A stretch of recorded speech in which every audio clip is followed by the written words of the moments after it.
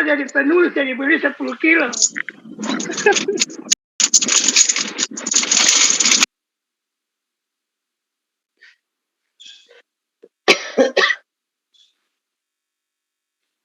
Ini Pak Tinus di rumah mana ini? Kok rumahnya bagus sekali. Saya ini sudah dibuat di banner ini Pak, gambarnya. Oh, itu sedang bangun di buat lantai 4 ya, di atas itu eklesia itu. Ya, gambarannya gereja.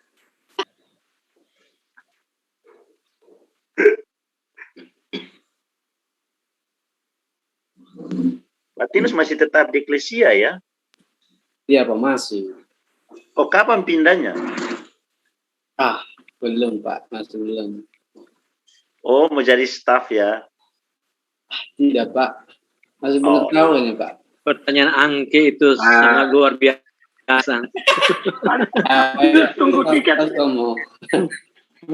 Pak, saat ini tunggu tiket untuk buka pos pelayanan di Papua.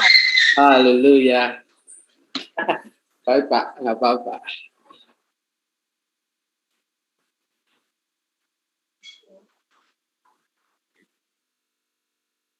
Ini waktu kita di sekolah kita baru. Pak Tinus. Baik Pak, Pak Yunus. Saya tidak aktif kamera karena lagi nyetir di jalan. Baik, ya. Ya. Off aja. Pak Pendeta Misraim Tino. Pak Pendeta, Pak Patino. Pak Tino masih tetap di alam hijau ya? Masih. Oh, puji Tuhan. Puji Tuhan, dijawab sama adik. Puji Tuhan. Puji Tuhan. Pak Angki mau ganti? Tidak. Karena dulu kami biasanya makan apa namanya mie di rumahnya Pak Tino. Kalau pas praktek itu.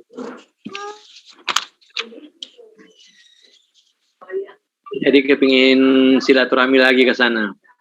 Yo, itu malah tiap hari Pak, tiap hari.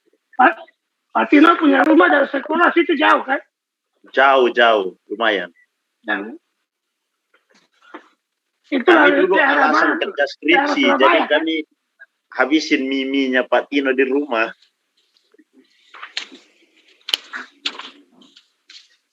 Iya. Oke. Kalau pakai tua. Soalnya menemukannya nemu mie, adanya mie. Mie. Kerja skripsinya tidak selesai. Alasan download jurnal, download apa ya pokoknya. Sampai Amki yang wisuda duluan. Jadi yang selesainya itu mie-nya Pak Tino. Iyo, baru Pak Tino tidak wisuda, saya wisuda duluan. Wisuda dia kasih habis mie, dia kan tidak tolong saya, dia wisuda duluan dia.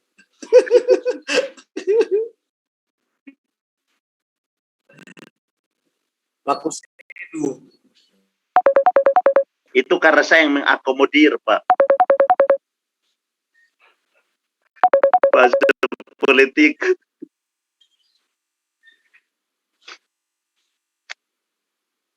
Wih, Pak Ketua sibuk sekali ya.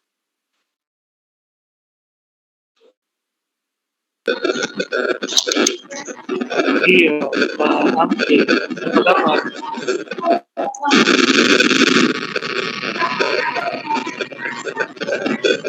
Kelihatannya sedang ngajar yang apa ikut diklat.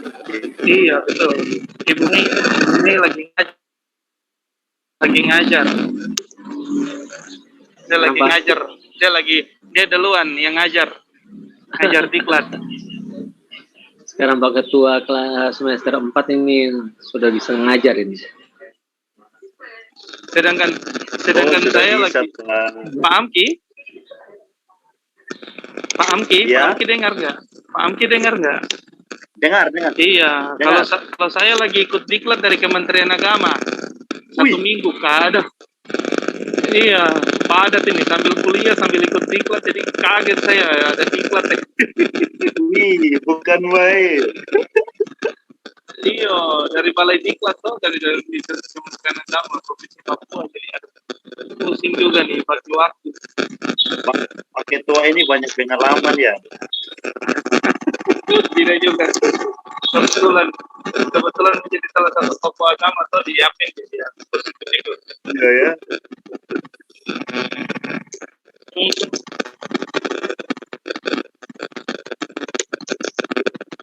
Jadi bagaimana? Aman kan? Kita sama-sama maju?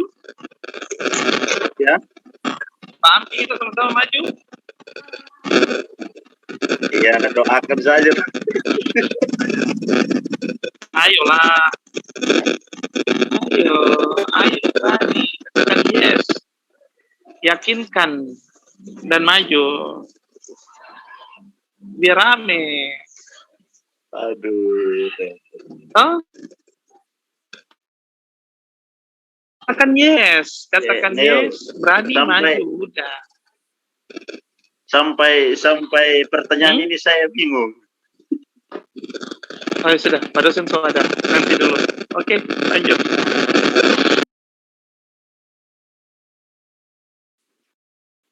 Selamat siang Pak Dosen.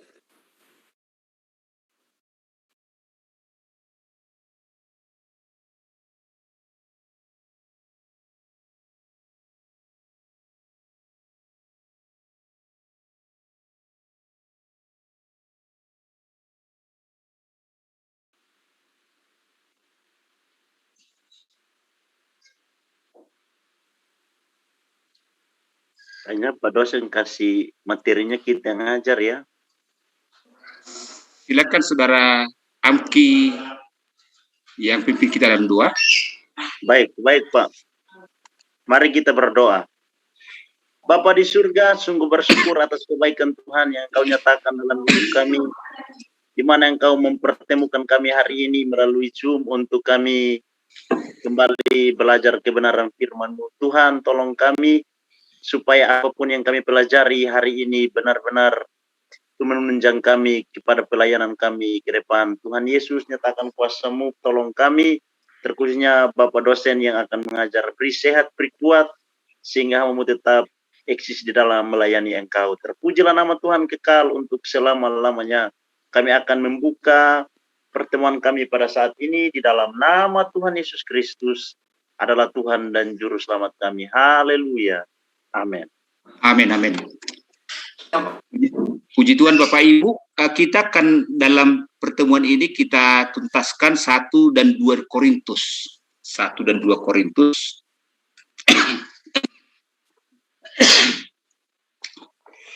Ya, Bapak Ibu, sudah saya sampaikan di awal sebelumnya bahwa kota Korintus termasuk kota yang sangat tidak baik kondisinya secara moral karena terkenal dengan kota maksiat. Ya, sampai-sampai orang ketika menyebut kota Korintus tidak enak gitu loh. Menyebut nama kota Korintus saja sudah tidak enak. Rasanya di mulut itu terasa berat untuk mengucapkan, risih. Itu pernyataan dari orang-orang di masa itu. Dalam kondisi seperti itulah Paulus mencoba untuk melakukan pendekatan di Korintus ini. Ya, jadi ada seperti saya bilang kemarin bahwa ada kuil diperkirakan ada 1.000 wanita yang melayani. 1.000 wanita yang melayani dan semuanya masih muda-muda, tidak ada yang nenek-nenek ya. Tidak ada yang nenek-nenek. Semua minimal, maksimal paling usia setengah baya. Maksimal itu setengah baya. Jadi artinya kalau sudah agak tua, udah ganti orangnya, jadi diupayakan masih muda-muda pelayannya. Jadi semua pelayannya adalah wanita semua di kuil itu.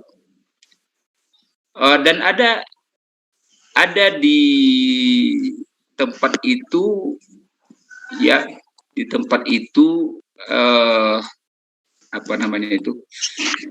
Kuil. Nama ya kita lihat di sini ada reruntuhan, Bapak Ibu boleh lihat. Saya reruntuhan di kota Korintus yang menjadi tempat kuil tersebut. Sampai sekarang masih ada, tapi berupa reruntuhan saja, tidak lengkap lagi. Artemis, kuil Artemis, bukan Kuburan ya. Ya, lama. Oh ini.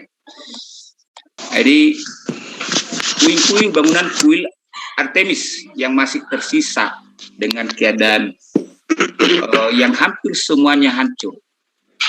Ya, jadi dewi yang diidolakan patungnya ini ada Dewi Artemis. Perlu diketahui Bapak Ibu, dewa-dewi itu kalau kita lihat dewa-dewi itu biasanya selalu atau sering dengan penampilan yang agak seronok. Maaf bicara bugil itu mungkin mereka punya seni yang tinggi. Jadi lihat saja di dunia Yunani itu dewa-dewinya itu nama-nama dewa-dewinya itu ada yang agak risih melihatnya juga, tapi bagi seorang seniman malah senang melihat.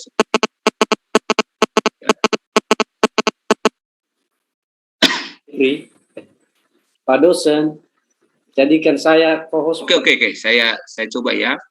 Ya, saya kontrol suara.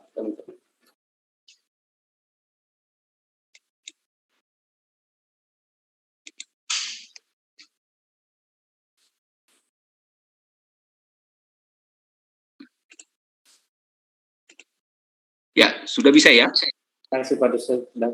Oke.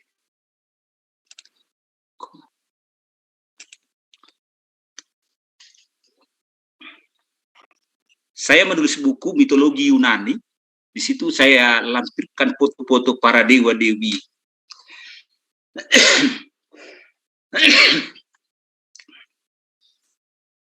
Dewa-dewi Yunani. Foto-fotonya itu agak banyak yang agak seronok terlihat.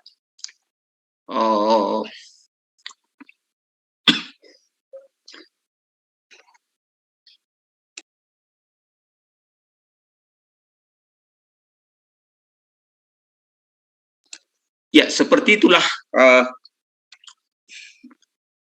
pengaruh daripada para dewa-dewi ini. Jadi ketika ada di Korintus, kuil ini di Korintus, ini juga pengaruh dari budaya Yunani, Helenisme.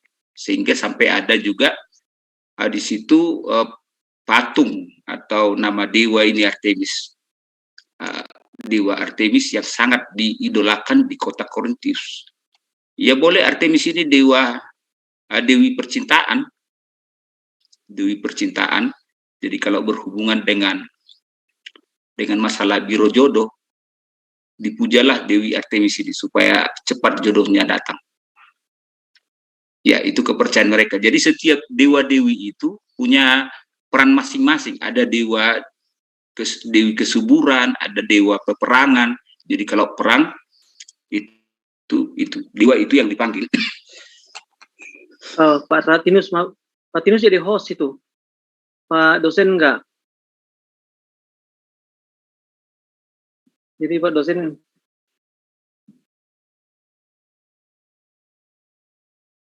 Pak Tinus datang.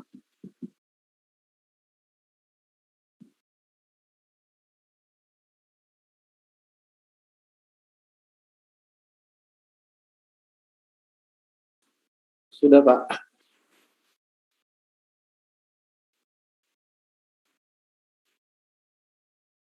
Suara yang Pak dosen belum keluar. Tutup masih. Ya, jadi kondisi seperti itulah baik jemaat yang jadi Kristen dan orang di luar Kristen juga ini berlangganan ke sini, langganannya ke sini, khususnya lelaki yang itu yang saya bilang kemarin, buaya darat, hidung belang, buaya darat dan hidung belang, pasti ke sini larinya. Jadi membuat bobrok moralnya. Makanya kalau kita baca di 1 Korintus pasal 14, mulai dari ayat berapa di situ ya, 19 kalau tidak salah. Mari kita pesta pora, kita mabuk-mabukan, kawin-mawin. Hidup ini kan cuma 1 kali. Ya, udah. Jadi mereka tidak percaya kebangkitan itu. Mereka berpikir kematian itu udah sesudah mati ya udah habis perkara bagi orang Korintus. Makanya mereka mengajak banyak orang untuk berpesta pora, karena ya itu tadi prinsipnya, hidup ini hanya 1 kali. Mumpung masih hidup, mari kita puas-puasin.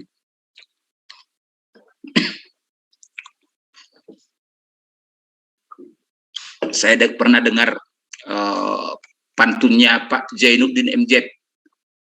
Begini dia bilang. Pernah tahu Bapak Ibu ya, Zainuddin MZ? Penceramah kondang dari Islam. Kelapa muda dikupas-kupasin, kelapa tua kelihatan batoknya. Lagi muda puas-puasin, sesudah tua kelihatan. Ya, seperti itu. Jadi mumpung lagi muda puas-puasin, puas-puasin, kira-kira gitu prinsipnya orang Korintus. Jadi coba Bapak Ibu seumpama diutus pelayanan ke tempat seperti itu, kan perjuangan ini Bapak Ibu kan. Ada masuk koran Jawa Pos dulu di Metro Surabaya.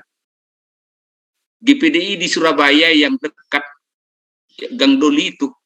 Gereja apa itu? Ada tahu Bapak Ibu ya? Yang dekat Gang Doli besar itu ibu-ibu yang gembalanya tidak menikah. Ada yang tahu Bapak Ibu? Sekarang Pak Tongoni yang gembala, Pak. Pak Tongoni itu ya? Ya, Gulo sekarang yang ganti-ganti. Oh, Pak Tongoni sekarang ya? Iya. Putat Jaya, Putat dekat Doli. Ya, itu pernah masuk koran Jawa Pos, saya baca. Diliput oleh Jawa Pos. Bahwa maaf, jemaatnya itu, di koran ini loh, jadi saya tidak tahu betul apa enggak kan. Jemaatnya itu rata-rata pelanggan itu. Dan herannya disebut di koran itu, mereka bayar tanya Pak Tongoni nanti, teman-teman. Boleh ditanya. Itu saya baca di koran loh, bukan saya tidak mengada-ngada. Saya baru tahu juga, Pak. Saya tidak mengada-ngada, saya tahu karena di koran. Di koran Jawa Pos yang Metro Surabaya. Itu difoto gerejanya juga. Dan sudah bubar sekarang Gang Doli. Sudah Dan apa namanya? Herannya mereka juga bayar perpuluhan. Bayar perpuluhan loh, ucapan syukur ada, perpuluhan ada. Ada hal yang unik ditanya oleh wartawan itu kepada Ibu Pendeta itu.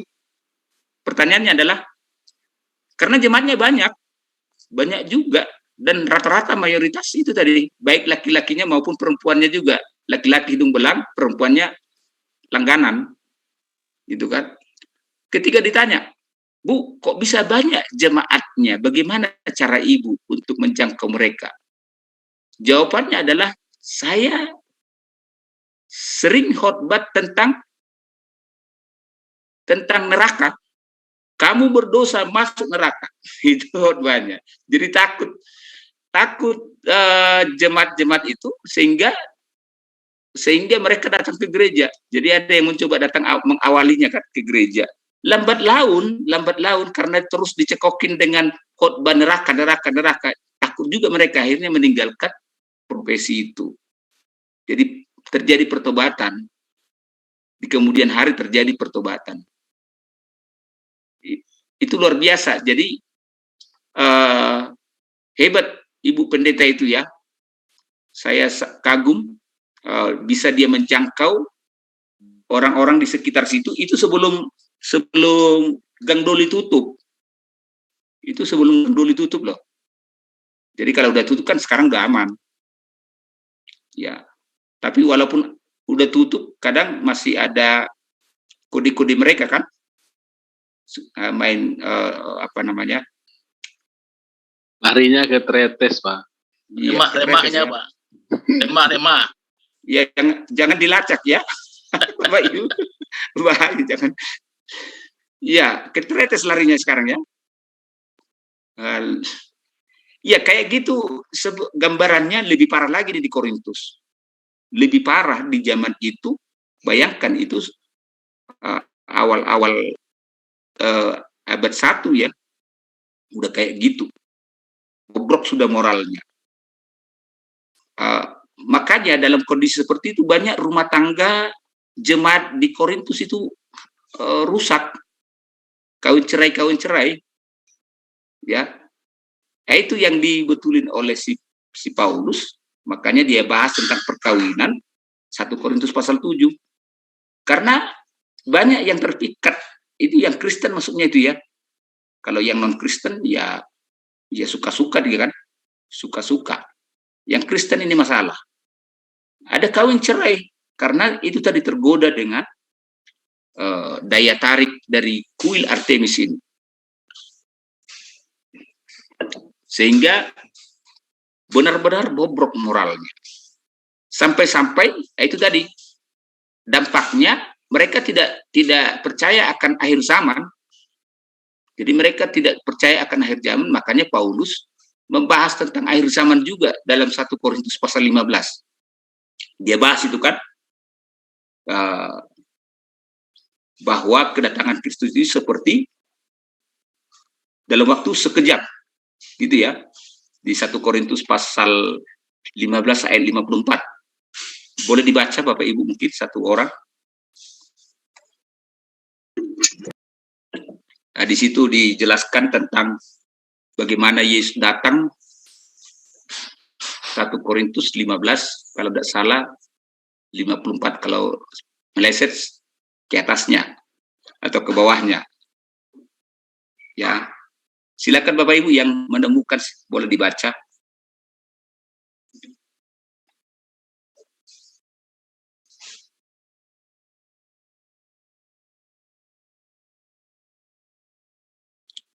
Ketemukah?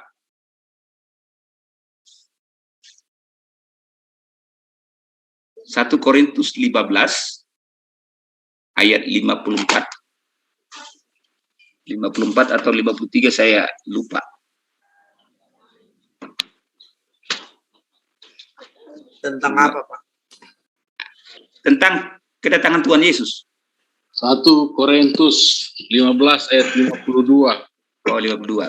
Dalam sekejap mata, pada waktu bunyi nafiri yang terakhir, sebab nafiri akan berbunyi, dan orang-orang mati akan dibangkitkan dalam keadaan yang tidak dapat binasa, dan kita semua akan diubah. Karena yang dapat binasa ini harus menggunakan yang tidak dapat binasa, dan yang dapat mati ini harus mengenakan yang tidak dapat mati. Iya, jadi benar-benar dijelaskan supaya mereka tobat tentang akhir zaman, bahwa akan datang kedatangan Tuhan Yesus. Ya, Tuhan Yesus akan datang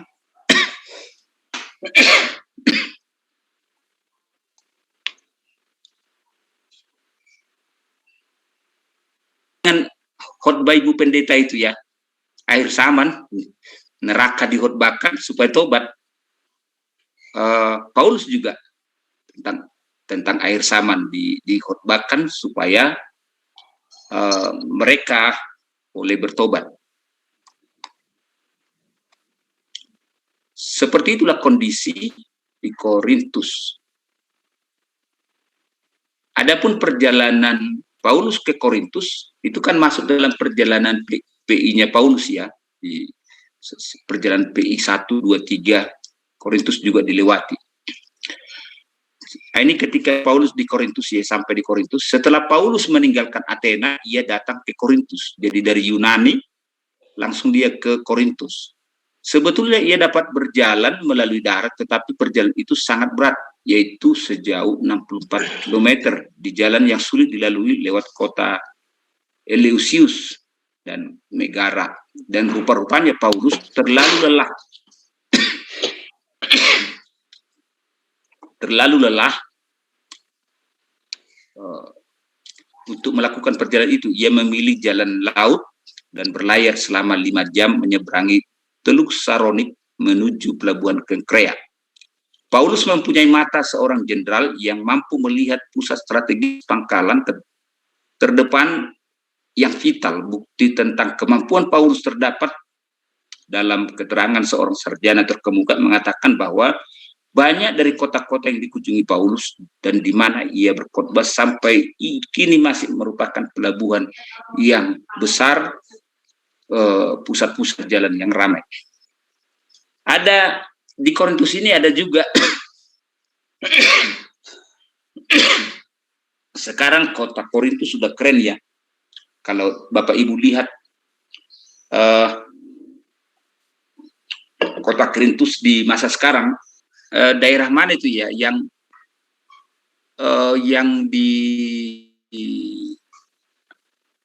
bisa diterobos cuma lewat 2 kapal itu, terusan Suez ya, yang terusan Suez kan dekat Korintus pokoknya. Itu saya buat petanya di buku saya, Strategi Misi Paulus ya.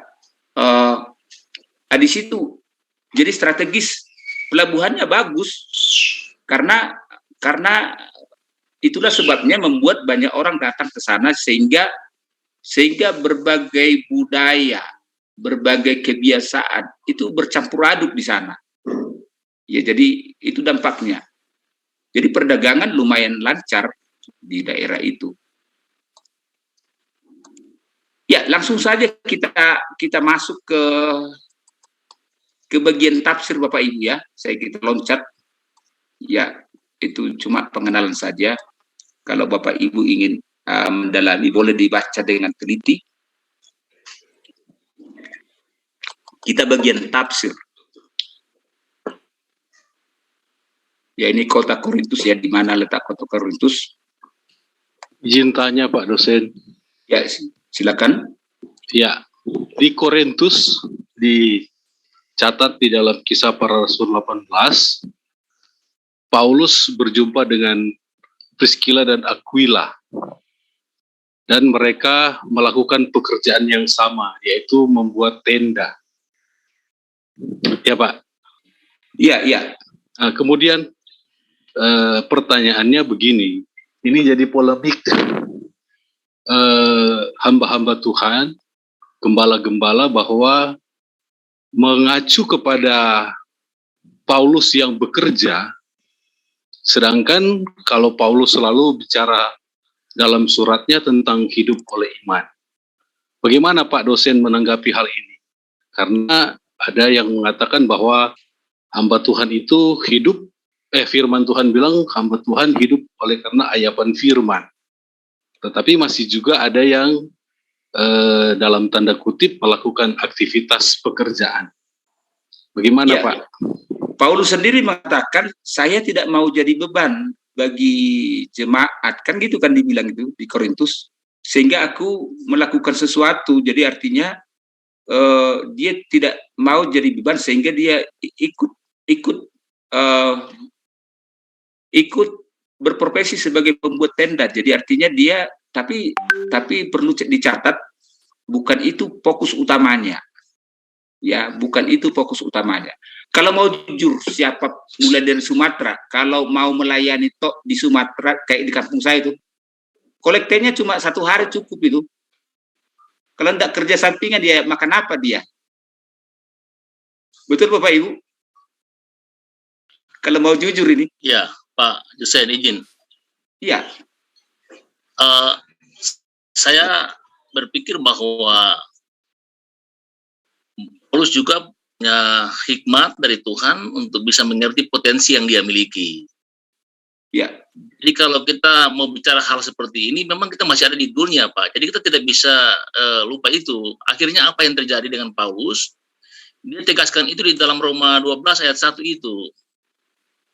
Itu mempersembahkan tubuh sebagai persembahan yang hidup, kudus, dan berkenan kepada Allah, itu ibadah yang sejati, Pak. Jadi kalau bicara tentang tubuh, ini kan menyangkut dengan semua kegiatan yang menyangkut dengan tubuh ini. Jadi, apapun yang kita buat dengan tubuh ini, kita harus lihat bahwa itu untuk hormat dan kemuliaan Tuhan. Amin, amin. Kalau bekerja untuk hormat, untuk pelayanan, apa tidak? Bukan bekerja untuk cari perempuan baru, ya kan? Bukan bekerja untuk hal yang korupsi, itu salah. Tapi kalau bekerja untuk melayani Tuhan, kenapa tidak, Pak? Itu konsep dalam surat Paulus kepada orang-orang di Roma yang memang visi Romanya juga hampir sama dengan Korintus. Mereka berada dalam situasi tekanan yang hebat, tapi mereka harus melihat itu bahwa kena dibuat tekanan hebat, mereka harus siap untuk bekerja untuk Tuhan. Saya pikir itu dari saya begitu, Pak. Terima kasih, Pak. Boleh nambah, Pak dosen? Ya, silakan. Saya lihat dari semua perspektif. Jadi perspektif Paulus tentang membangun itu kan asik sebenarnya. Dengan cara dia bekerja, dia dapat menjelaskan bagaimana dia di pasal yang ketiga itu jelas dia katakan, aku ini ahli bangunan, ahli dalam meletakkan dasar, dan dasar yang saya letakkan nanti setelah orang membangun di atasnya dengan entah batu permata apa, ini kan secara implisit. Tetapi di sisi lain kembali saya setuju dengan Opa bahwa segala sesuatu yang kita lakukan kalau itu adalah untuk kemuliaan Tuhan tidak jadi persoalan. Cuman kembali yang jadi persoalan motivasi. Orang ada kalanya karena ya kalau motivasinya bahwa ya biar saya bekerja ini selama untuk menunjang pelayanan pekerjaan Tuhan, no problem. Tetapi kalau itu dijadikan sebagai sumber penghasilan untuk kebutuhan utamanya sehingga fokus pelayanannya itu mulai bergeser, itu yang harus diwaspadai. Kalau soal bekerja sebenarnya itu bukan sesuatu yang harus dipersoalkan. Tetapi yang menjadi persoalannya ketika fokus utama kita, panggilan utama kita dalam melayani, dan setelah ketika kita punya pekerjaan dalam fokus itu mulai bergeser, itu yang mungkin dimaksud oleh Pak Dani, bahwa kita harus waspada, karena memang banyak hamba Tuhan akhirnya fokusnya jadi salah. Tidak lagi fokus untuk melayani Tuhan, memuliakan Tuhan, tetapi bagaimana pemenuhan kebutuhan, untuk bagaimana ya necis lah bahasanya. Itu Pak. Oke Pak dosen. Ya, makasih. Ya, pernah dengar nama Kong He Bapak Ibu? Kong He? Pendeta Kong He? Pernah dengar? Pernah Pak, yang Singapura ya? Singapura, ya. Kong Hee, Pak. Kong Hee. Menuliskannya He. Kong Hee. Tulisannya H-E-E, jadi saya baca Kong He. Ya. Hanya Kong Hee ya. Itu. Izin Bapak dosen bisa menambahkan yang tadi sebelum terlewatkan. Ya, silakan. Ya. Jadi Paulus Alkitab catat dia bekerja, ya dia kemudian tidak mau merepotkan orang untuk pelayanan pekerjaan Tuhan lah, dia bekerja. Dan kemudian yang perlu dicatat, Paulus lebihnya lagi, Paulus tidak pernah ambil persembahan. Itu kalau itu, jadi Paulus tidak ambil persembahan. Iya. Dia cuma tugasnya dia bilang celaka aku kalau aku tidak memberitakan Injil. Tapi dia itu tadi fokus dia ya. menerima sumbangan dari jemaat Pak Manuel. Iya, Ada di sisi lain ada. Dia tetap menerima kok. Ada persembahan yang dia terima. Cuman di Korintus mungkin yang dia tekankan di sana, tidak mau menjadi beban karena mungkin bahayanya percabulan itu supaya tidak mungkin membuat dia akhirnya berdosa terhadap mungkin persembahan. Ya, ini hanya asumsi, entah itu kebenaran atau enggak, tapi mungkin hal itu bisa jadi pertimbangan Rasul Paulus. Ya, pendeta Kong itu kan pernah dengar ya? Pak Amki. Ya. Maaf Pak dosen, Pak Amki mungkin. Gimana? Silakan Pak Amki. Iya, betul. Maksudnya kan Pak siapa? Pak Manuel ya. Iya. Kan seperti yang tadi saya bilang itu kehebatannya Paulus kalau saya baca kan. Betul. Pak Omong itu betul sekali. Hanya kan di sisi lain Paulus juga membutuhkan sumbangan dari jemaat. Artinya bahwa kemajuan pelayanan itu tidak terlepas dari sumbangan jemaat juga, sehingga Paulus bisa pergi menginjil. Hanya Paulus bekerja di Korintus itu sebagai batu loncatan, sehingga pelayanan itu, pekabaran Injil itu bisa cepat berkembang. Karena itu adalah metode Paulus untuk bisa menginjil, sehingga dia bisa menangkan Aquila dan siapa namanya? Priscilla, iya. Dia pertama-tama bekerja sama dengan orang-orang di situ. Itu pendekatan secara kontekstual. Itu caranya, begitu Pak. Mungkin itu saja Pak. Terima kasih. Yang penting fokusnya dan motivasinya Bapak Ibu ya. Fokus dan motivasi. Kalau semua untuk mendukung pelayanan, mengapa tidak? Gereja-gereja besar itu banyak usahanya malah. Ada mallnya, ada segala macam. Kayak gereja Betani itu dulu. Gereja, apalagi gerejanya Pak. Gereja-gereja besar itu loh punya usaha luar biasa itu. Tapi itu memang keuntungannya memang untuk pekerjaan Tuhan, membantu orang-orang yang berkekurangan, mengapa tidak kan Bapak Ibu? Ya, cuma kalau fokusnya udah keliru ini bahaya. Itu yang saya bilang tadi, Kong He istrinya artis malah. Ibu Gembala artis kan itu jadi sorotan kan? Penampilan cara berpakaiannya namanya artis. Jadi itu jadi sorotan, mulai anjlok sudah jemaatnya, udah mulai merosot ya, karena jadi sorotan karena fokusnya udah beda. Penghasilan istrinya banyak dari artisnya itu kan. Kalau seperti jadi artis kan sudah beda haluan Bapak Ibu ya. Beda jalur sudah itu Pak. Cara berpakaian, caranya udah ke dunia, bukan cara berpakaian aja udah beda, tampil beda. Ya, jadi yang penting fokus dan motivasi. Seperti saya bilang tadi, jujur di kampung saya untuk kalau tidak kerja kolektennya untuk itu cuma hanya 1 hari, kalau itu pun tidak cukup. Makanya pelihara babi, punya sawah, yang di desa-desa itu loh, kan ya apa? Ya jadi kadang saya pernah pulang.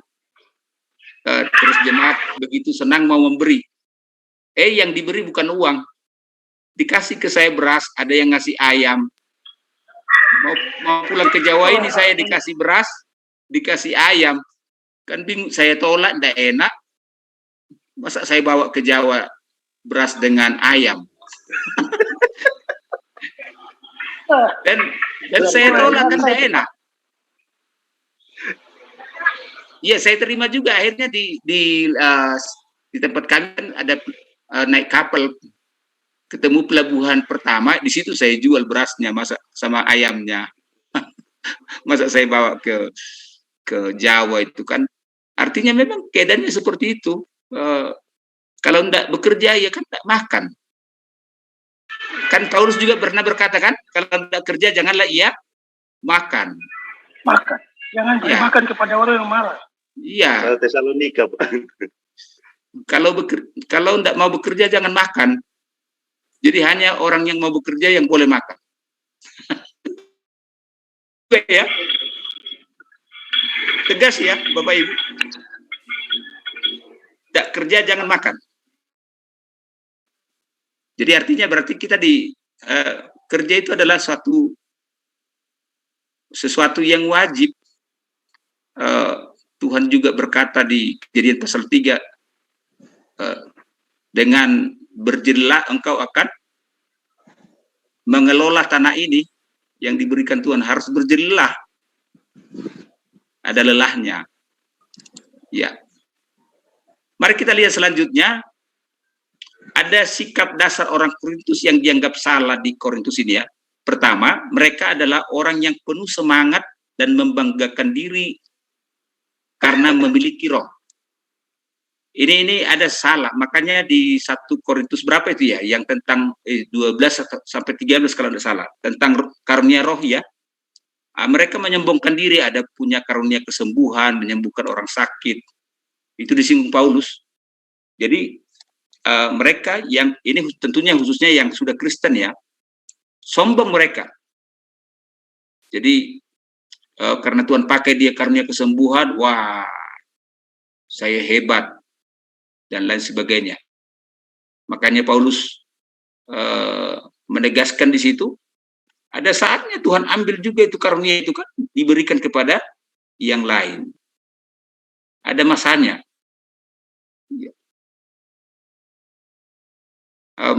Misalnya kita lihat kan kalau sudah memang usianya sudah mulai apa namanya sudah lanjut, biasanya powernya juga udah mulai berkurang kan.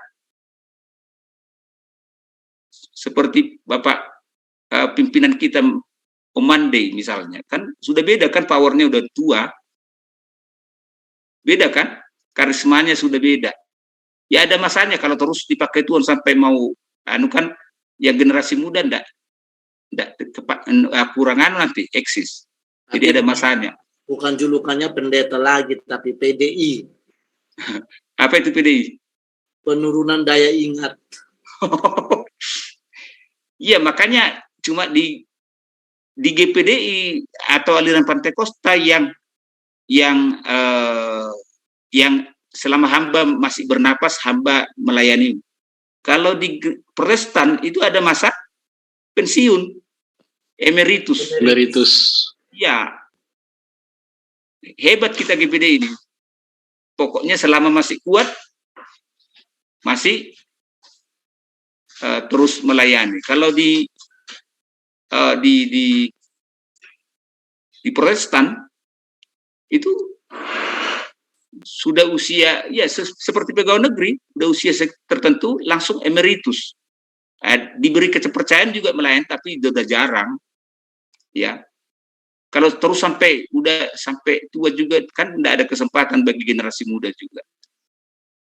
Maka yang gembala sidang maka diregenerasi anaknya ya, anaknya pengganti ya Bapak Ibu ya, pada umumnya gitu ya. Ya. Apalagi udah gereja besar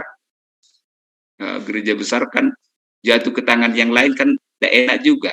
Pak Otniel itu Pak generasi lanjut penerus selanjutnya. Amin. Iya. Seperti gereja terbesar Yoido Full Gospel loh, Bapak Ibu kalau tahu.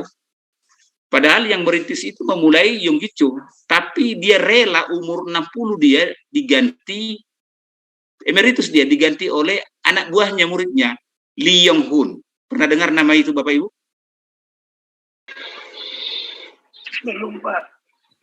Namanya Lee Yong-hun. Jadi dia umur 60 tahun, umur 60 tahun Pak Yonggi-cho udah emeritus. Jadi diganti oleh muridnya Lee Yong-hun.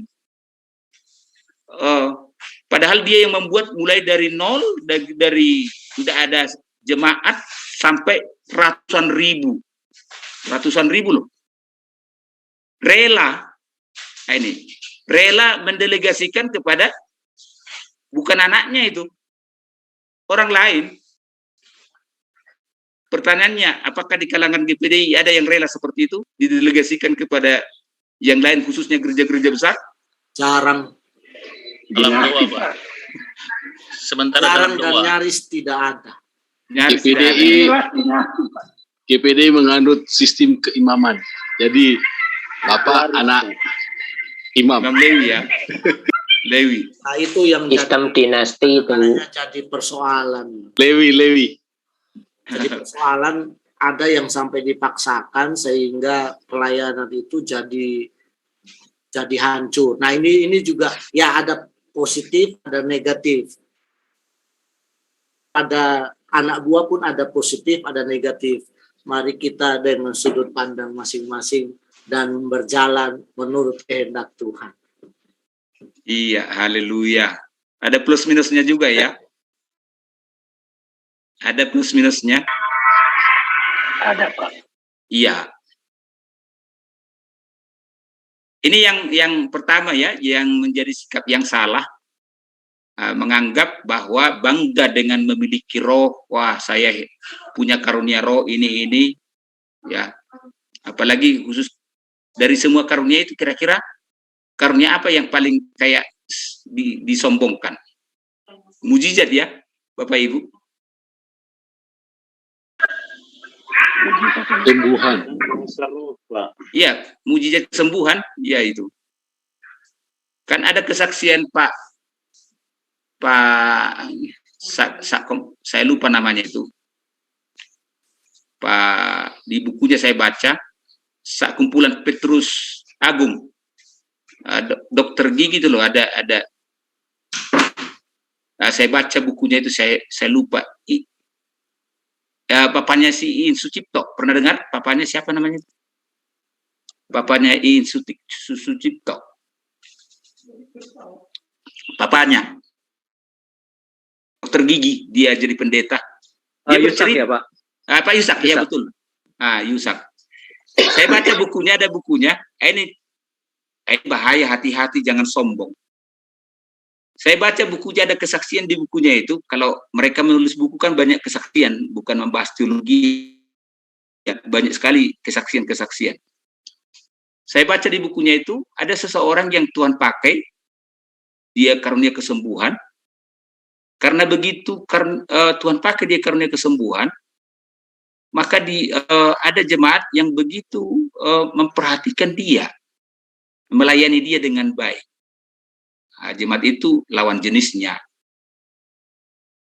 Awal mulanya, mau makan Om, saya siapkan ya, katanya gitu. Di bukunya itu loh, Bapak Ibu boleh baca itu, saya lupa judul bukunya. Mau makan Om, kemudian tidak hanya mau makan lagi, lanjutnya, Om capek ya, perlu dipijat. Nah, ini yang bahaya. Akhirnya pendeta itu jatuh. Pendeta itu jatuh. Itu kesaksian Pak siapa tadi? Pak Yusak. Pak Yusak, iya. Pak Yusak. Kan kalau sudah seperti itu kan bahaya.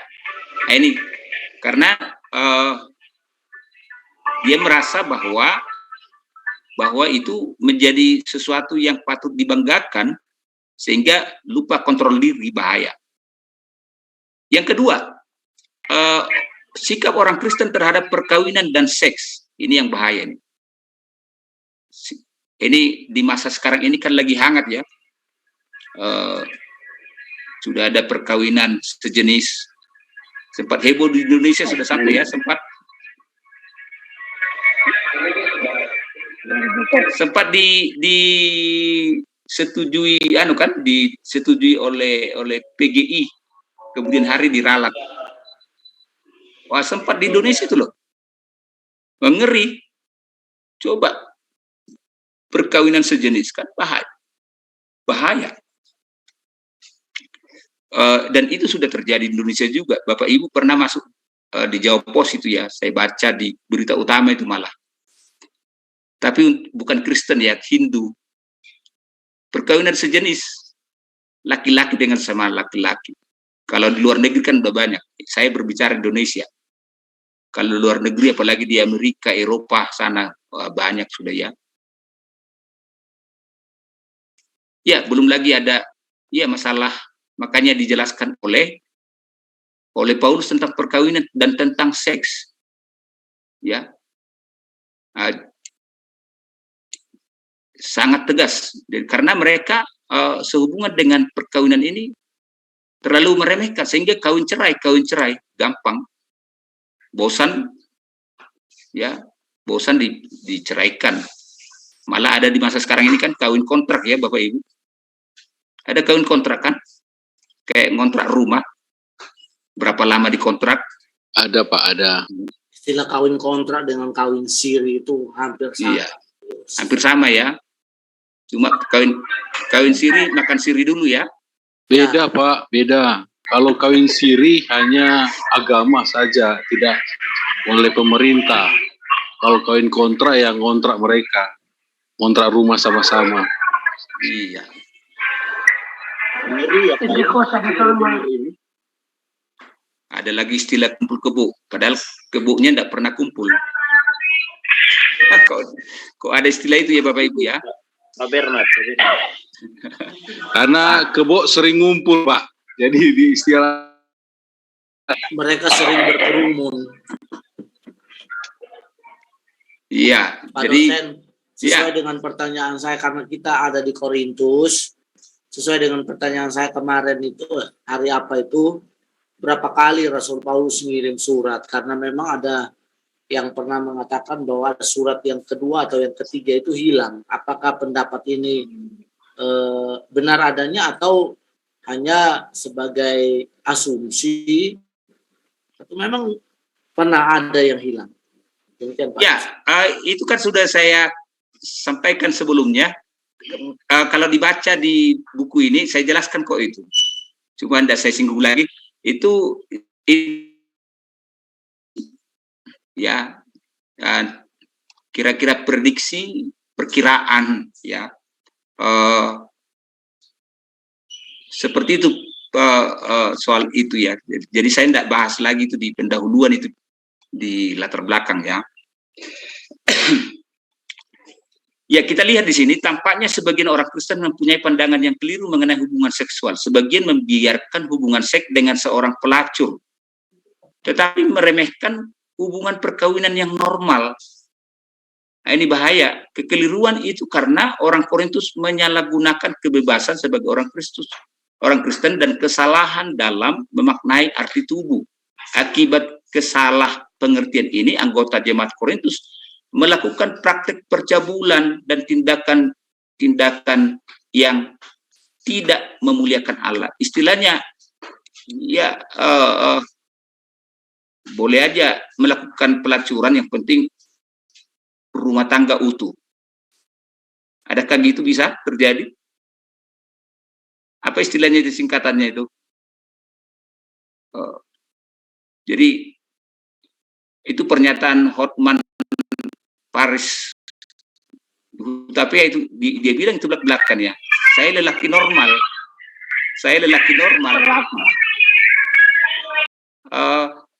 Tapi dengan istri saya tidak pernah tinggalkan dia. Saya setia. Tapi dengan wanita lain saya normal, lelaki normal. Kalau ada yang cantik, itu dia pun dia mau pernah dengar ya Bapak Ibu? Saya pernah dengar. Agak risih juga ya, karena dia memang kaya raya ya. Cuma di tubuhnya aja MM-an. Cuma dia berjalan itu MM-an jumlahnya kan, nominalnya. Iya Pak. Ya, sepatunya, cincinnya. Itu toko berjalan itu kan? Toko berjalan. Iya. Cuma di badannya atau MM-an. Ya, dia bilang itu. Saya menonton itu, saya risih juga mendengar itu ya. Padahal dia Kristen. Satu suku bangsa dengan saya. Dia bilang gitu, saya lelaki normal, tapi saya tetap dengan istri hubungan baik. Hubungan baik, saya utamakan itu. Tapi kalau saya ketemu dengan wanita, saya kan normal, kata gitu. Artis-artis, ya. Ya, nah, ini masalah, ya, banyak hal penyimpangan seksual ya. Banyak hal penyimpangan seksual ada. Sebentar Bapak Ibu ya, saya tutup dulu. Saya mau tanya tentang pernikahan. Dan juga Pak Tinus, saya tidak tanya-tanya. Saya mau tanya, apakah mereka setelah kumpul dengan pelacur itu mereka balik ke istrinya atau memang diceraikan? Balik Pak, itu nggak habis-habis satu. Pak Tino tanyanya ke siapa itu Pak Tino? Semua, ke Pak Ketua kelas, berdua, ke semua hamba Tuhan yang di sini. tergantung saya baca di teori biasanya orang-orang yang begitu paling kembali ke istrinya, dia akan kembali ke istrinya lagi. Itu saya baca loh di artikel, ada banyak-banyak begitu. Jadi artinya sebenarnya laki-laki kurang ajar begitu. Itu Pak Ketua, soalnya di dalam kitab bilangan atau ulangan itu kan ya memang dianggap perjanjian lama, tetapi ada firman Tuhan yang memang tidak pernah batal, yaitu tentang pernikahan itu, bahwa seorang yang sudah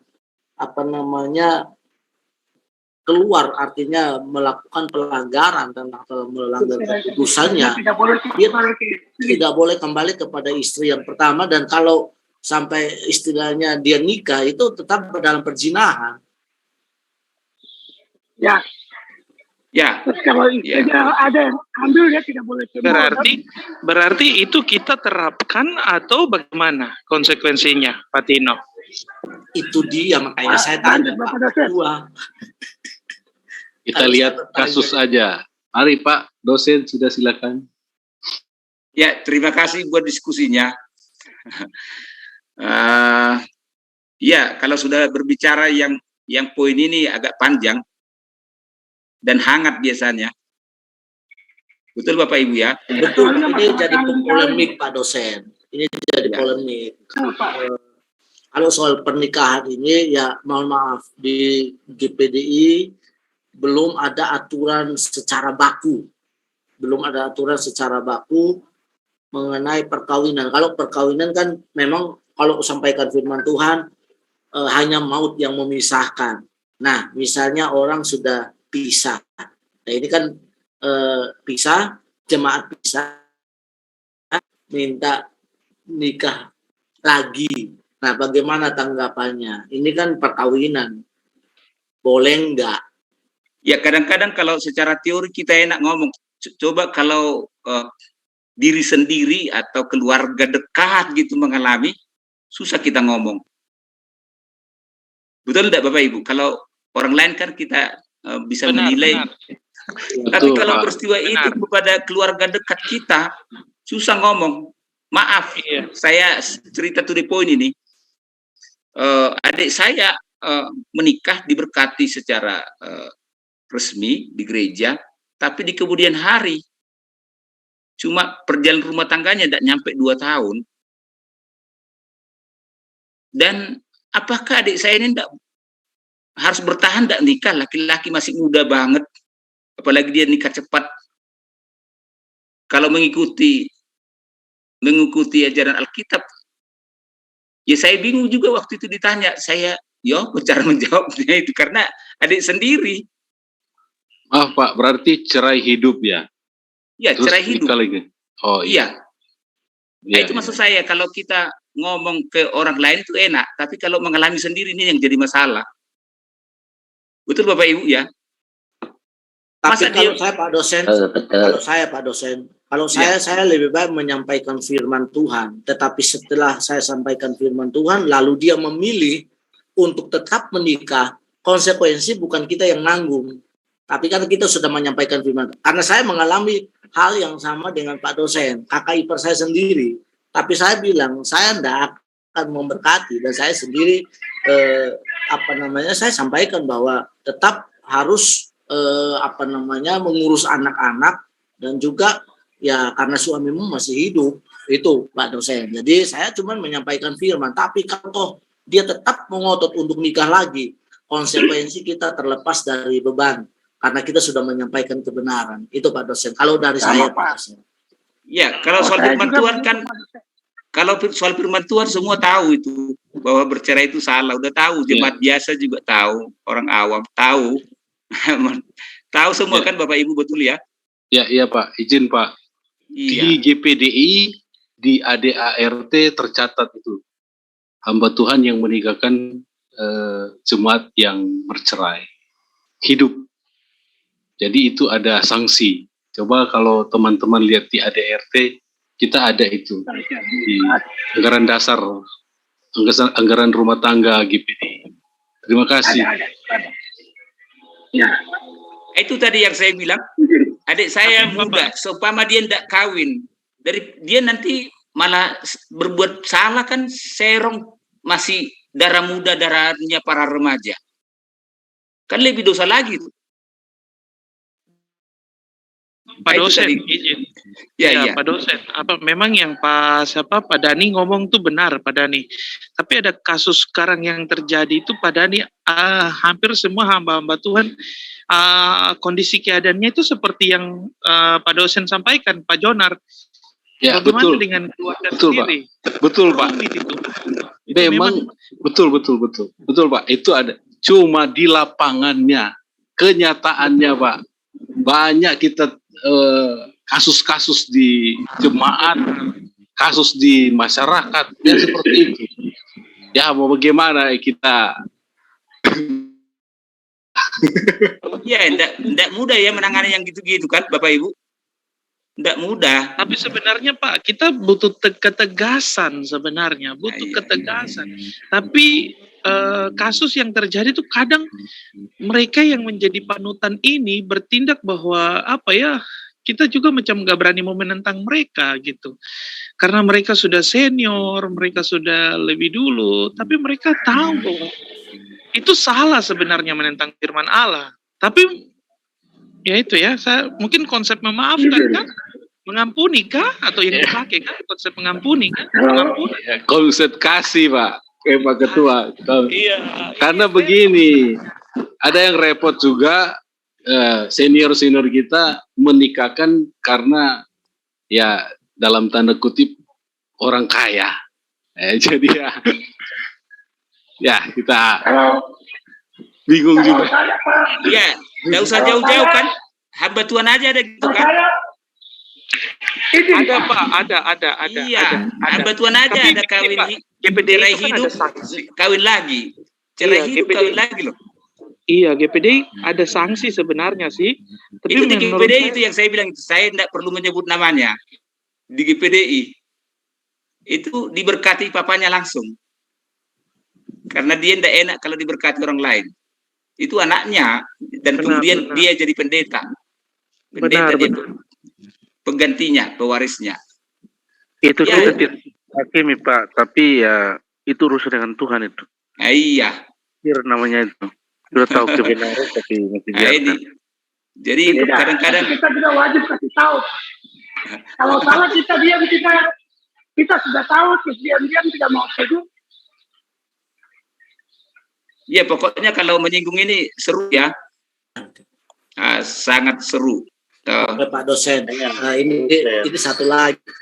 Ini kan ada perbedaan mungkin hanya permainan kata atau gimana. Ini kita di GPD kita belajar ya. Ini kan namanya kelas belajar. Memberkati dengan meneguhkan dan mendoakan. Karena kalau misalnya contoh kan kasus ini kan orang nikah dan mau nikah lagi, artinya cerai dan nikah lagi. Alasan-alasan, saya tidak mau, atau dalam artian sudah tidak percaka dan tidak virgin. Kata memberkati dengan meneguhkan atau mendoakan itu apakah itu sesuatu yang beda atau sama artinya Pak dosen? Ini kita belajar aja karena ini ada perbedaan. Kalau masih suci, masih perawan, masih percaka, itu diteguh, udah nggak perawan, nggak percaka, itu di gedung. Nah ini perbedaan-perbedaan ini kan soal perkawinan Pak dosen. Kita diskusi di sini Pak dosen supaya kita juga nggak hanya menjustifikasi, tetapi ada solusi supaya kita ini nggak salah dalam, karena ini aturan, ini ADART juga bahwa kalau yang sudah misalnya tidak perjaka dan tidak perawan itu hanya diteguhkan, artinya didoakan saja, nggak perlu ada pemberkatan nikah. Nah, bagaimana ini tanggapan Pak dosen dan teman-teman semua? Kalau bagi saya, silakan Pak. Saya tanggapi dulu sebentar. Begini, bicara soal memberkati dan meneguhkan. Kalau di penggembalaan kami di sini, ya saya di sini ada namanya pranikah, konseling pranikah. Jadi ditanyakan kepada pasangan apakah sudah pernah berhubungan, terus ada juga yang accident, kecelakaan itu dalam aturan kita itu ya diteguhkan saja. Bahkan ada yang diteguhkan di gereja atau di rumah. Nah, kalau memang mereka itu menjalani hubungan pacaran dengan baik, diberkati, diteguhkan di gereja. Mungkin seperti itu Pak Tino. Ya, sepengetahuan saya. Makasih. Pak Denny, saya boleh tanggap ya. Begini, saya banyak hari ini bingung dengan semua aturan yang tidak ada runtutannya. Maksudnya tidak konsisten dari atas sampai ke bawah.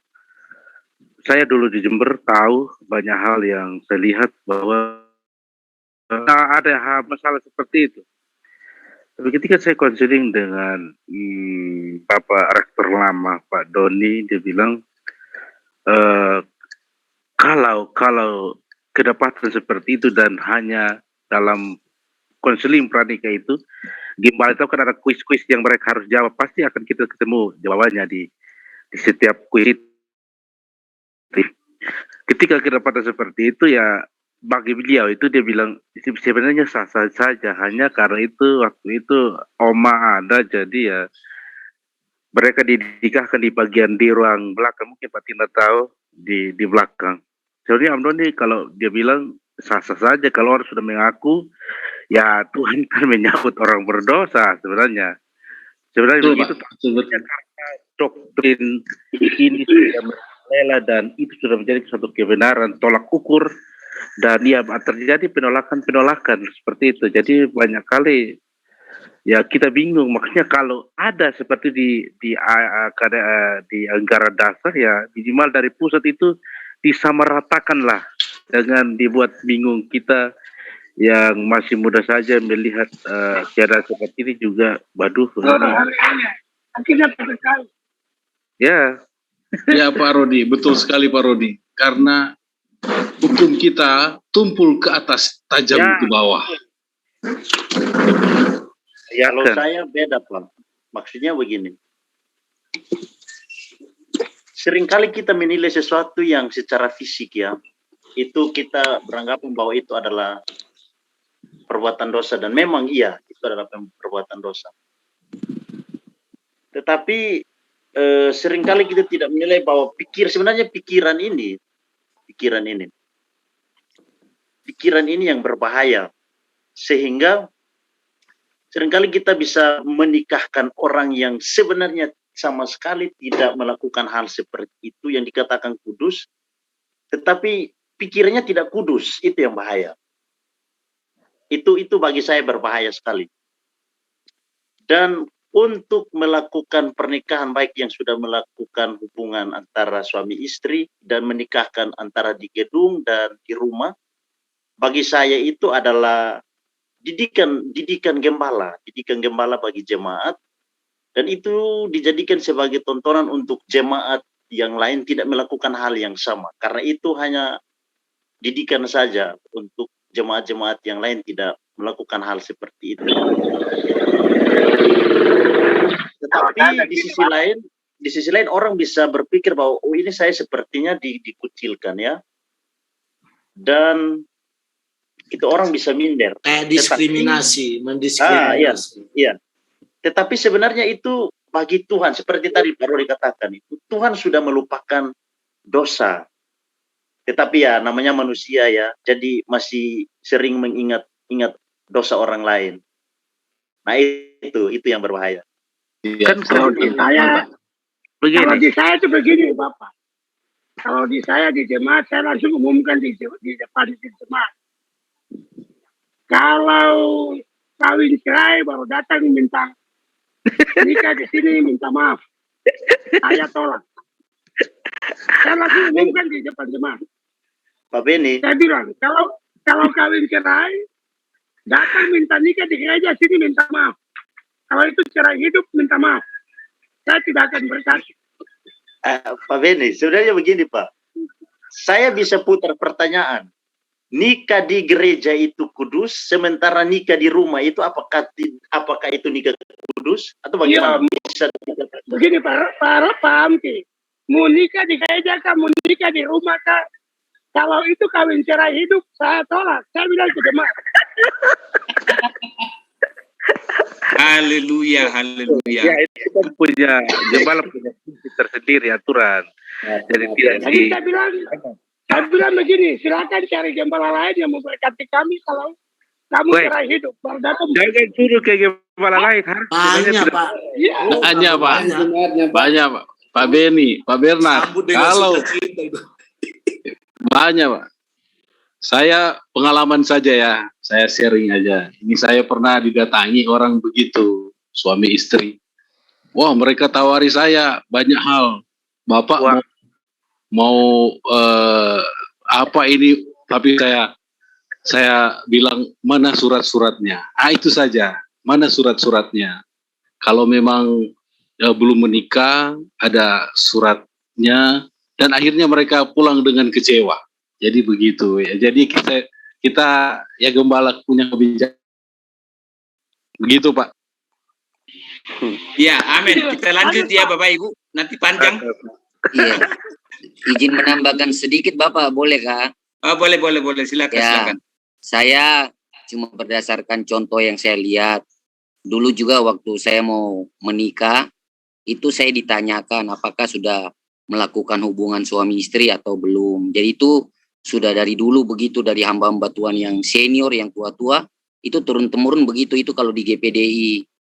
Jadi nanti kalaupun kita diberkati di gereja, yang perempuan itu sudah tidak boleh tutup cadar lagi, diangkat, sudah harus dibuka. Jadi sudah ketahuan bahwa sebelum menikah sudah hidup sebagai suami istri. Atau Ya, yang betul, Pak. Betul. Karena kecelakaan, itu juga kalau sudah kecelakaan, sudah ada mengandung, baru dinikahkan, itu sama, diangkat juga begitu. Jadi tidak lagi diberkati secara nikah kudus, tetapi diteguhkan. Memang ya tujuannya didoakan kan supaya dosa kita diampuni sehingga menjalani kehidupan rumah tangga itu baik. Memang itu tidak tertulis di ADART, tapi dari dulu tuh memang sudah dilaksanakan di GPDI itu seperti begitu.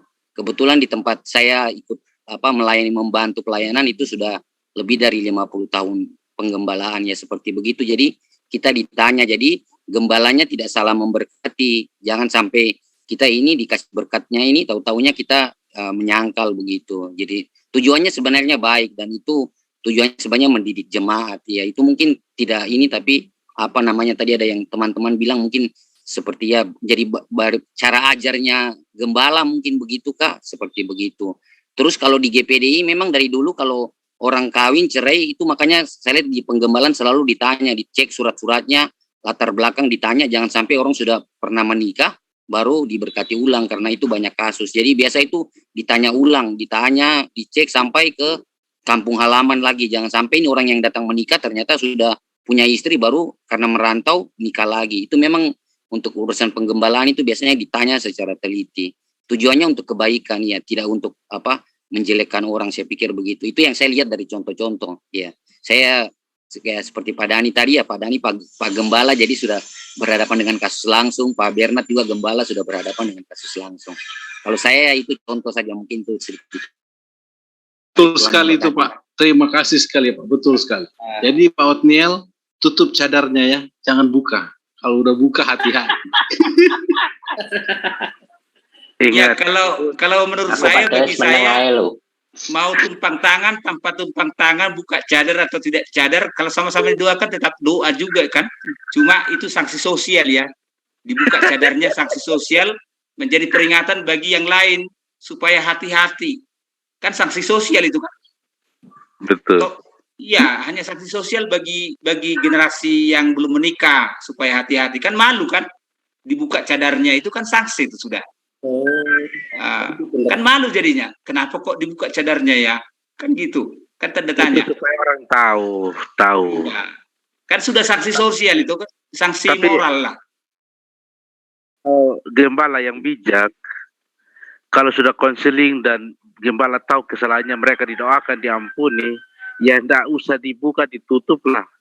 Begitu sebenarnya. Tapi kita ya seringkali ikuti tren atau mungkin dari soalnya begitu, jadi ya gimana melihat balok di mata saudara daripada melihat selumbar di mata saudara daripada balok di mata saudara. Itu saja menerima orang yang begitu. Tapi kita manusia seringkali kalau orang yang itu malu kan. Kalau saya orang masih yang tidak mengaku tidak apa-apa. Tapi yang Dan saya kira butuh itu kan doanya. spesial case kasus. Kita lanjut Bapak Ibu ya.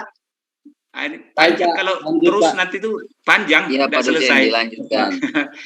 Mari kita Lanjut lihat. Pak, lanjut. Ada 8 kesalahan yang dilawan Paulus terhadap jemaat di Korintus. Pertama, jemaat itu telah terjadi pertengkaran dan perpecahan sehingga mereka menggolong-golongkan diri mereka. Sebagian dari mereka melawan Paulus dengan mengatakan bahwa Paulus bukan ahli filsafat dan ahli pidato. Paulus menjawab perkataan mereka bahwa ia berkhotbah dengan hikmat manusia sebab Allah telah berfirman bahwa hikmat manusia itu sia-sia. Jadi di sini terjadi pertengkaran. Ini ada di antara jemaat ini. Jadi dari semua surat yang ditulis oleh Paulus, ini mungkin Korintus ini yang paling berbahaya, banyak kasus. Nah, ini bertengkar. Kan sering terjadi juga pertengkaran di gereja juga. Kadang jadi olokan juga di kampung saya ini, tidak tahu di kampung yang lain ya, daerah lain. Kalau dilihat di gereja Pentakosnya, tapi sesudah pulang kok tengkar di rumah. Piring terbang dan gelas terbang. Nah, itu jadi suatu sorotan juga. Sementara yang gereja lain ya biasa-biasa tapi aman-aman juga. Ya, tapi tidak semua juga, hanya dalam kasus tertentu. Ya, ada terjadi pertengkaran macam-macam. Ya, itu yang terjadi di masalah jabatan ya, masalah jabatan itu juga jadi masalah. Itu yang kedua, jemaat di Korintus tidak menjalankan ketertiban dalam sebagaimana yang seharusnya. Mereka membiarkan orang-orang berzina tetap tinggal di dalam jemaat. Nah, ini yang jadi persoalan. Jadi sudah jelas-jelas tahu bahwa ada hidup dalam perzinahan, tapi aman-aman aja di gereja itu, di persekutuan itu. Ya, kayak tidak merasa bersalah. Itu seperti udah kebiasaan. Ya, jadi itu yang terjadi. Jadi mereka datang ke gereja memang yang berbuat zina itu, tapi mereka tidak merasa bersalah, aman-aman saja. Jadi kurang ketegasan, makanya Paulus menegaskan dengan mantap. Yang ketiga, mereka suka mencari-cari perkara dan saling mengadu di hadapan pengadilan orang kafir. Dan Paulus sangat menentang perbuatan itu. Jadi ini cari-cari kesalahan. Ceritanya yang ketiga, cari-cari kesalahan untuk menjatuhkan seseorang. Sering terjadi di gereja juga ini kan Bapak Ibu ya. Cari-cari kesalahan untuk menjatuhkan seseorang sampai akhirnya persoalannya itu dibawa ke pengadilan orang kafir.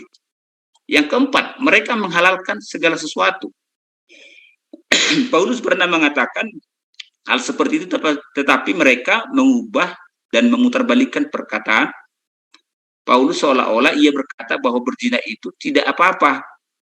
Nah, ini bahayanya menghalalkan segala sesuatu. Kalau apalagi mencari-cari alasan untuk membenarkan diri, udah salah tapi diupayakan untuk membenarkan diri bahwa perbuatan itu tidak salah. Misalnya itu tadi, sebenarnya salah kan? Misalnya tadi yang saya bilang itu tadi, cerai terus kawin lagi, daripada berdosa zina lebih baik menikah. Kan sebenarnya salah kan? Sebenarnya salah kalau menurut Alkitab, tapi di lapangan lain lagi ceritanya. Jadi kadang-kadang menghalalkan segala cara ini, segala sesuatu, tapi dengan catatan mencari pembenaran. Jadi dibungkus dengan rohani, dibungkus dengan rohani yang rohana. Ya, rohana dibungkus dengan rohani. Yang kelima, Paulus menjelaskan kepada mereka mengenai pertanyaan apakah setiap orang wajib menikah dan bolehkah seseorang menceraikan pasangannya yang kafir atau bolehkah ia tetap pernikahan seperti itu. Ini juga problem. Misalnya ada pernikahan pernikahan beda agama. Ini artinya yang tidak kenal Tuhan dengan yang Kristen. Ini masalah. Saat itu mereka beranggapan boleh menceraikan ini karena kafir. Bagaimana menurut tanggapan Bapak Ibu ini? Kalau ada pernikahan beda agama lah.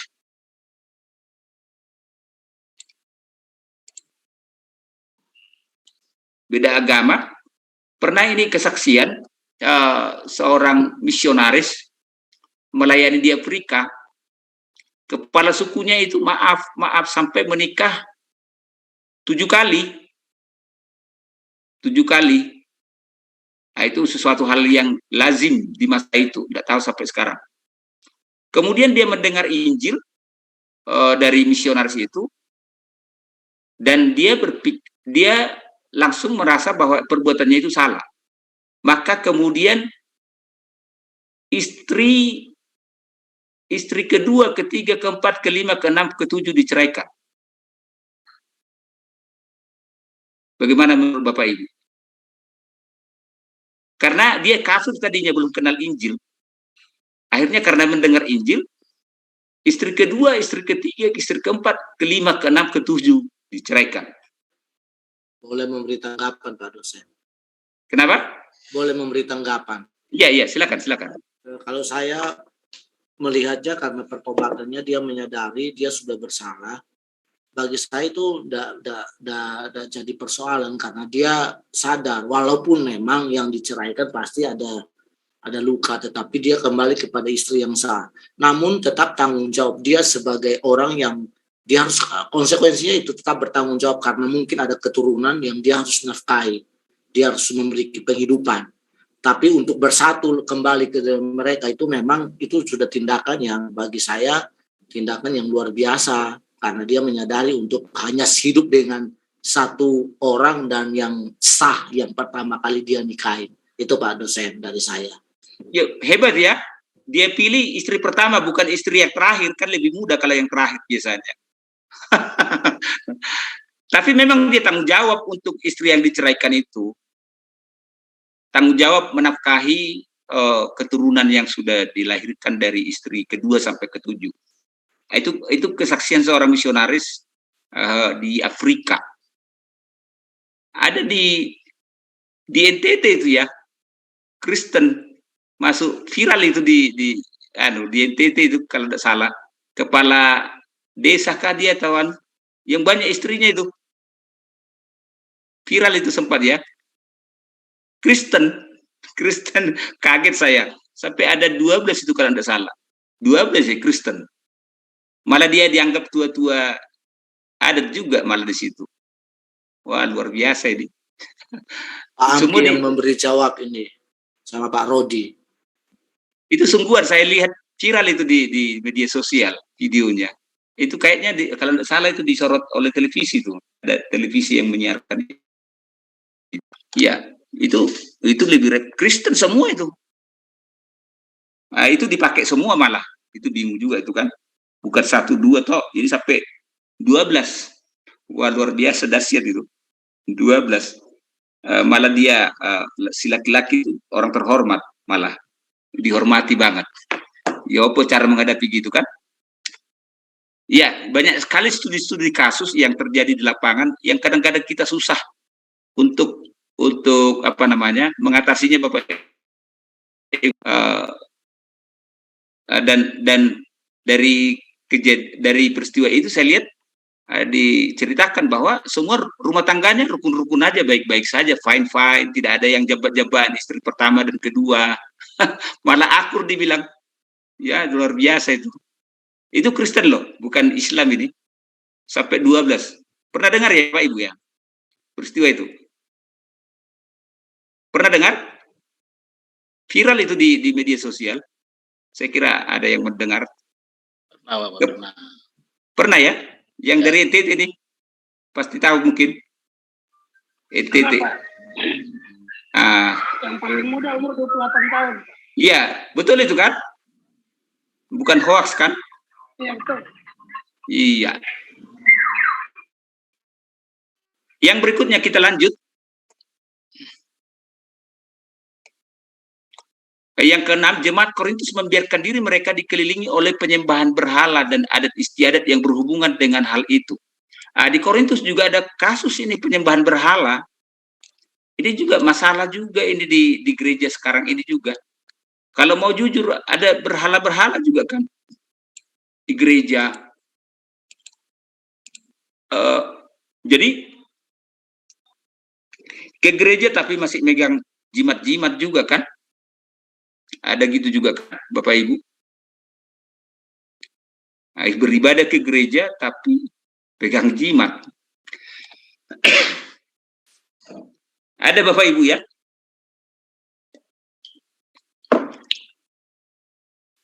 Itu yang terjadi di Korintus. Berikutnya ada beberapa dalam jemaat di Korintus yang menolak kebangkitan tubuh Tuhan Yesus. Ini tidak mungkin ada kebangkitan, ini sudah kita bahas tadi ya. Jadi menolak, tidak ada kebangkitan. Ya, langsung kita kepada tafsir saja. Langsung kita kepada tafsir. Kita lihat 1 Korintus 1 ayat 18. Sebab pemberitaan tentang salib memang adalah kebodohan bagi mereka yang akan binasa. Tetapi bagi kita yang diselamatkan, pemberitaan itu adalah kekuatan Allah. Ya, pemberitaan salib kebodohan. Kenapa jadi kebodohan? Bapak Ibu.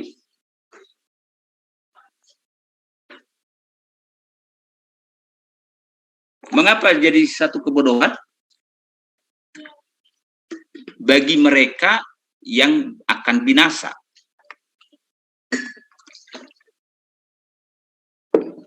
Ada yang bisa kasih tanggapan Bapak Ibu?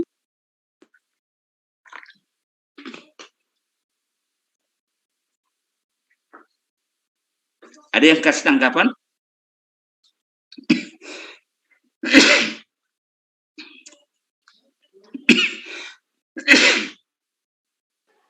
Ada yang bisa yang sini bukan Pak Dosen, jadi saya tidak bisa berbicara. Ya. Pak Dosen ini mungkin bukan memberi tanggapan, tetapi saya ingin memberi ingin istilahnya juga bertanya. Menyangkut tentang pernikahan dan sebagainya, masalah-masalah di dalamnya. Kalau melihat dari permasalahan-permasalahan yang ada, saya ini kan belum menikah Bapak Dosen. Jadi dan masih sangat muda sekali. Tetapi memicu dari permasalahan yang ada, kita dituntut, apalagi sebagai istilahnya nanti ke depan jadi gembala utuh, kita dituntut untuk menjawab persoalan-persoalan yang terjadi dalam kehidupan jemaat tentang pernikahan Bapak Dosen. Dan saya beberapa kali ditanya tentang kasus-kasus pernikahan yang memang membuat saya sampai saya hanya memberikan masukan itu dari kebenaran firman Tuhan Bapak Dosen. Tapi mereka bilang, kau belum menikah, nah kau tidak tahu begitu istrinya, tidak bisa merasakan apa yang saya rasakan gitu.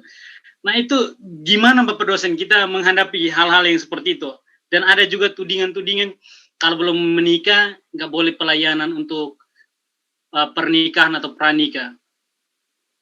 Bagaimana pendapat Bapak Dosen? Ya, ada yang menanggapi Bapak Ibu mungkin? Silakan. Pak Tommy.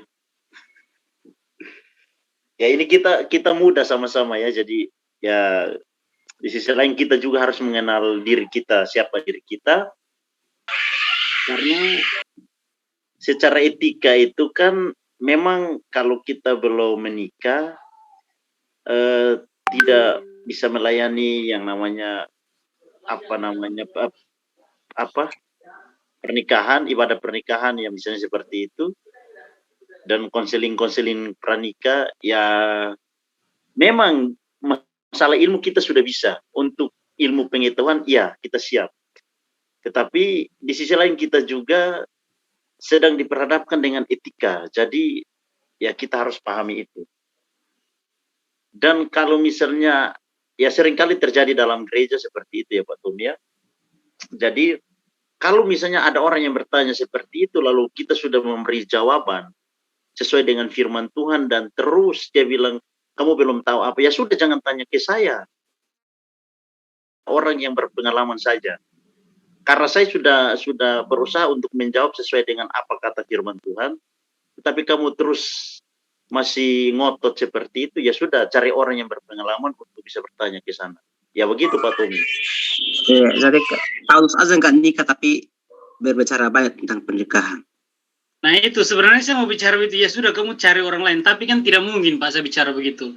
Apalagi misalnya kalau misalnya jemaat istilahnya tuh dalam artian itu mereka dekat, sering kalau ada masalah apa mereka minta tolong dalam doa, dan mereka terselip juga dalam keadaan begini Pak Pendeta. Maksudnya kan biasa mereka panggil om gini, bagaimana ini?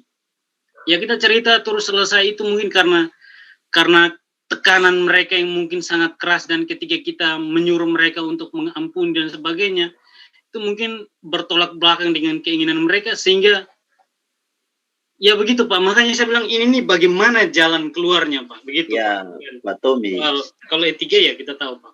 Di sisi lain Pak Tommy bilang saja, saya jelaskan dari sudut pandang firman Tuhan. Tapi masalah pengalaman, saya belum menikah. Jadi untuk pengalaman saya tidak berpengalaman di bidang itu karena saya belum menikah. Tetapi kalau untuk firman Tuhan, iya, saya jawab dari sudut pandang Alkitab. Ya begitu Pak Tun. Ya, kita lanjut Bapak Ibu ya. Intinya itu supaya cepat menikah aja. Iya. Iya, itu cara Tuhan Pak Tun. Secara Tuhan melalui kejadian itu. Tiga saja Pak Tommy. Kesimpulannya, carilah tulang rusuk segera. Langsung aja ditanya-tanya begitu, berarti tanda-tanda Pak Tommy. Berat. Sedikit penguatan Pak untuk anak-anak muda ini, penguatan saja. Silakan Pak, silakan. Mari kita berpikir bahwa kita tidak sendirian. Anak-anak muda tidak sendirian. Tolong bangun hubungan antar sesama dengan hamba Tuhan yang senior, yang bisa bantu. Iya, siap Bapak, siap. Punya hikmat, minta hikmat dari Tuhan untuk bisa dorong ke sana, supaya jangan lempar batu sembunyi tangan. Begitu. Siap Bapak, siap. Terutama Rodi Opa. Wah, keras ini Opa kata-kata ini. Itu dia yang ditanya-tanya itu, sudah dapat jawaban dari Opa itu. Pak dosen boleh menjawab yang kayaknya harus seperti bukunya Pak dosen ini, berani menikah. Nah, itu perlu betul, berani menikah. Nah, itu trik-trik dalam memilih jodoh itu ada di situ. Kayaknya kita harus beli bukunya ini. Berani menikah, khusus yang lajang. Jangan yang bapak-bapak dan bahaya. Hanya yang lajang saja. Dosen, saya ingin menjawab yang tadi, yang pemberitaan tentang salib itu bagi orang dunia itu adalah kebodohan. Betul ya Pak? Ya, silakan. Iya betul. Paulus menulis hal ini karena memang bagi orang yang tidak mengenal Kristus, pemberitaan tentang salib itu bagi mereka itu menganggap remeh. Itu bagi mereka itu adalah kebodohan, betul. Karena pikiran mereka itu tidak diterangi oleh Roh Kudus, firman Tuhan. Sehingga kita mau memberitakan 1000 kali pun, tetapi kalau hati, pikiran tidak siap, itu sama halnya mereka bisa mengejek pemberitaan tentang salib itu, Pak. Tetapi bagi orang Kristen itu, salib itu adalah sebuah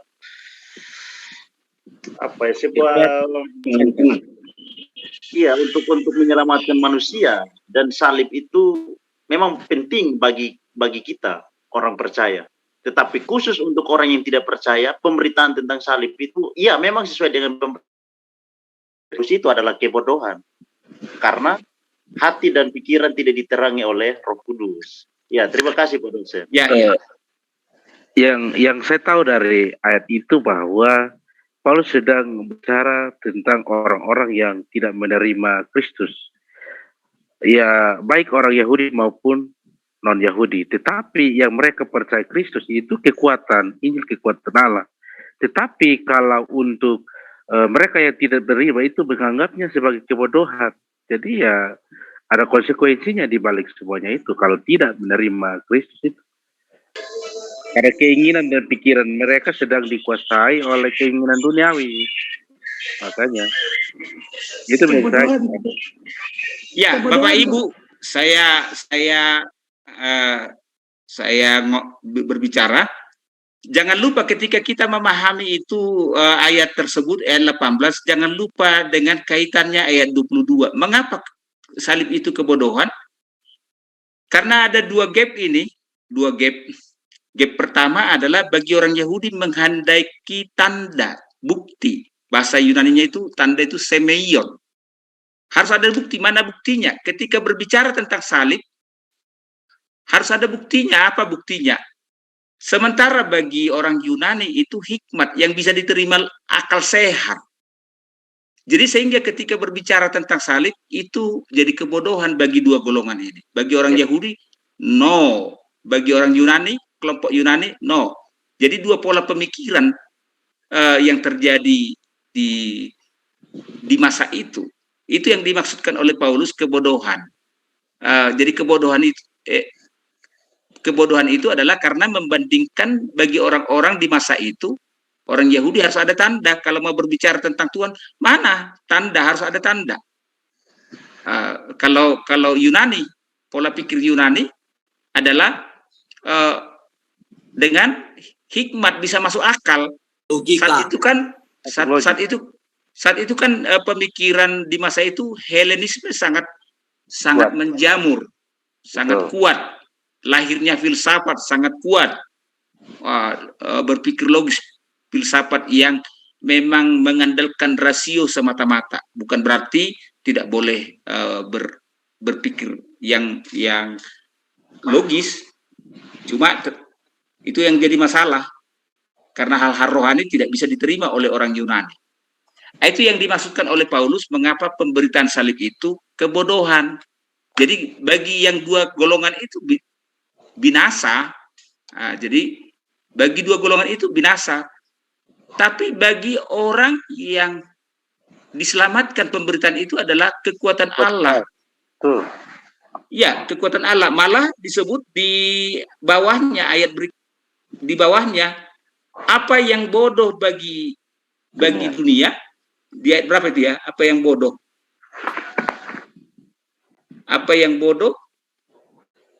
Di ayat berapa itu Bapak Ibu? Ya, sebab yang bodoh dari Allah lebih besar hikmatnya daripada manusia yang lemah. Dan dari Allah lebih kuat daripada manusia. Ya, karena bagi Korintus 1 ayat 25, Pak. Ya, 25. Jadi ini yang mereka tidak bisa terima tentang pemberitaan salib itu. Karena itu kebodohan, malah itu disebut, kalau Bapak Ibu baca di ayat 23, telah kami memberitakan Kristus yang disalib untuk orang-orang Yahudi suatu batu sandungan. Dan untuk orang-orang bukan Yahudi suatu kebodohan. Jadi bagi orang Yahudi itu kan kuat pegang perjanjian lama di mereka. Kuat banget. Jadi kalau Kristus disalibkan itu kebodohan. Masa Mesias yang dianggap sebagai pembebas masa disalib? Masa harus mati menebus dosa? Itu bagi orang Yahudi harus ada tanda dulu, buktinya apa? Sementara bagi orang Yunani itu dianggap kebodohan. Kebodohan. Bukan Yahudi. Jadi kebodohan hal-hal yang sama kayak di Roma, jemaat di Roma juga kan ketika memberitakan tentang Yesus Kristus itu kebodohan, tidak masuk akal tentang Tuhan, tidak masuk akal karena mereka menganggap orang yang berpendidikan, berintelek, jadi tidak masuk akal hal-hal yang bersifat keagamaan. Bahkan itu sudah merasuk di zaman sekarang ini, merasuk juga itu seperti pernyataan dari Karl Marx. Pernah tahu Bapak Ibu Karl Marx? Pernah dengar Bapak Ibu Karl Marx? Dengar, Pak. Ya, Karl Marx pernah berkata, agama itu adalah candu bagi manusia itu sangat dipegang oleh orang-orang Eropa ini karena dianggap agama itu merusak. Nah, ini sehingga ini kaitannya dengan kebodohan. Salib itu kebodohan. Tidak heran itu pandangannya Karl Marx itu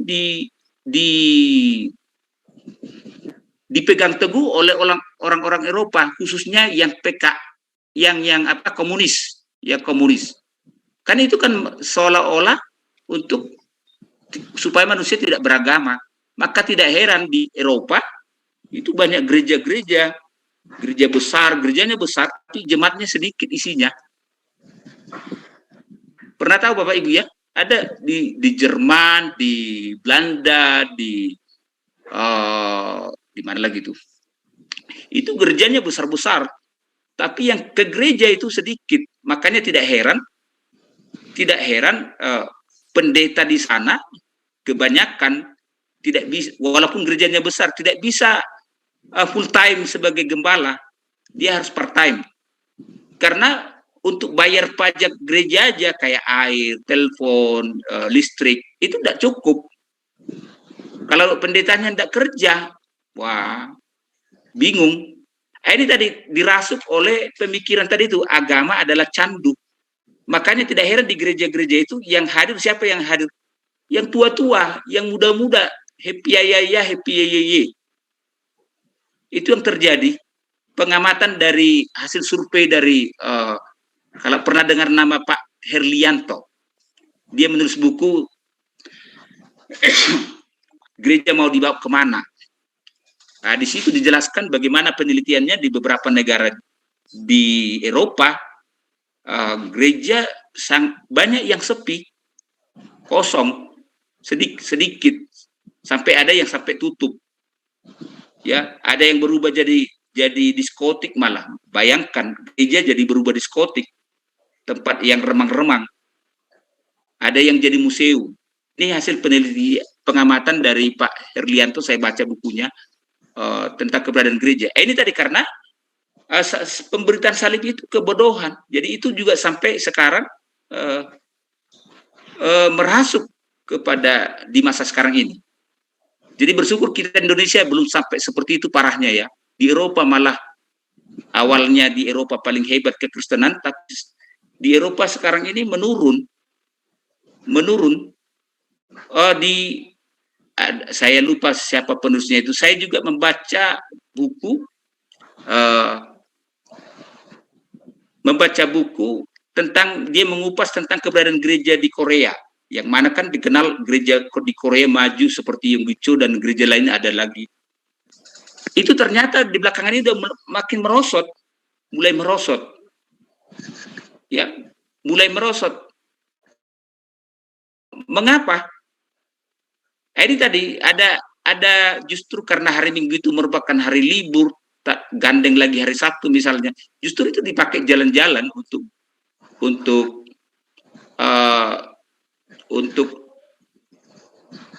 refreshing dengan satu keluarga, sehingga di gereja makin menurun. Itu hasil penelitian penelitian di Korea. Saya lupa penulis bukunya itu. Bahkan istri saya yang pernah ke sana, ada danau buatan. Jadi bersyukur kita di Indonesia ya, ada danau buatan, itu di situ tempat rekreasi anak-anak muda, orang-orang muda. Maaf bicara itu orang di sana katanya, kata istri saya yang melihat langsung itu, ia tidak canggung-canggung itu melakukan pakaian bikini terus kiss dan lain sebagainya. Pokoknya hubungan ya, melakukan hubungan yang kurang bagus lah. Itu di tempat umum, tidak sungkan-sungkan. Bobrok ya, jadi tidak mempedulikan agama lagi karena dianggap agama itu tadi candu, merusak. Pandangan Karl Marx inilah, agama itu adalah candu. Jadi ini pernyataan dari Karl Marx ini sangat menyusup, merasuk kepada banyak orang, khususnya di kalangan Eropa, orang-orang Eropa. Jadi masih dampaknya di Eropa. Belum pernah Pak Lee Yong-hun, yaitu pengganti Yonggicho, ketika pernah khotbah dia, saya hadir waktu itu, di gerejanya Pak Obaja, Tanto Obaja yang di Solo, dia bilang bahwa Tuhan bekerja mulai mengadakan kegerakan ke arah Indonesia ini. Itu di pernyataannya ya. Sekarang kemajuan yang hebat di Indonesia ini. Nah, dia cerita kemudian seperti misalnya gerejanya Pak Obaja kan luar biasa besarnya itu. Kalau kita lihat gereja-gereja besar sudah mulai banyak kan di Indonesia. Kenyataannya di negara yang lain sudah mulai menurun, walaupun dari sana awal mulanya kekristenan, tapi Indonesia sudah mulai ada kebangkitan luar biasa. Jadi belum tersusup pandangan tadi Karl Marx tadi itu agama adalah candu. Jadi ini dasarnya tadi sehingga disebut salib kebodohan, pemberitaan salib kebodohan, karena ada dua golongan tadi itu. Orang Yunani logika, pakai logika. Ya. Orang Yahudi pakai harus ada bukti. Mana buktinya? Nah, ini kan repot. Kalau semua serba dibuktikan, kan susah juga kan? Harus ada buktinya. Nah, sehingga ketika berbicara tentang salib, ada hal-hal yang tidak bisa kita jelaskan kan? Secara rasio manusia, ya tidak bisa juga dibuktikan bagaimana mungkin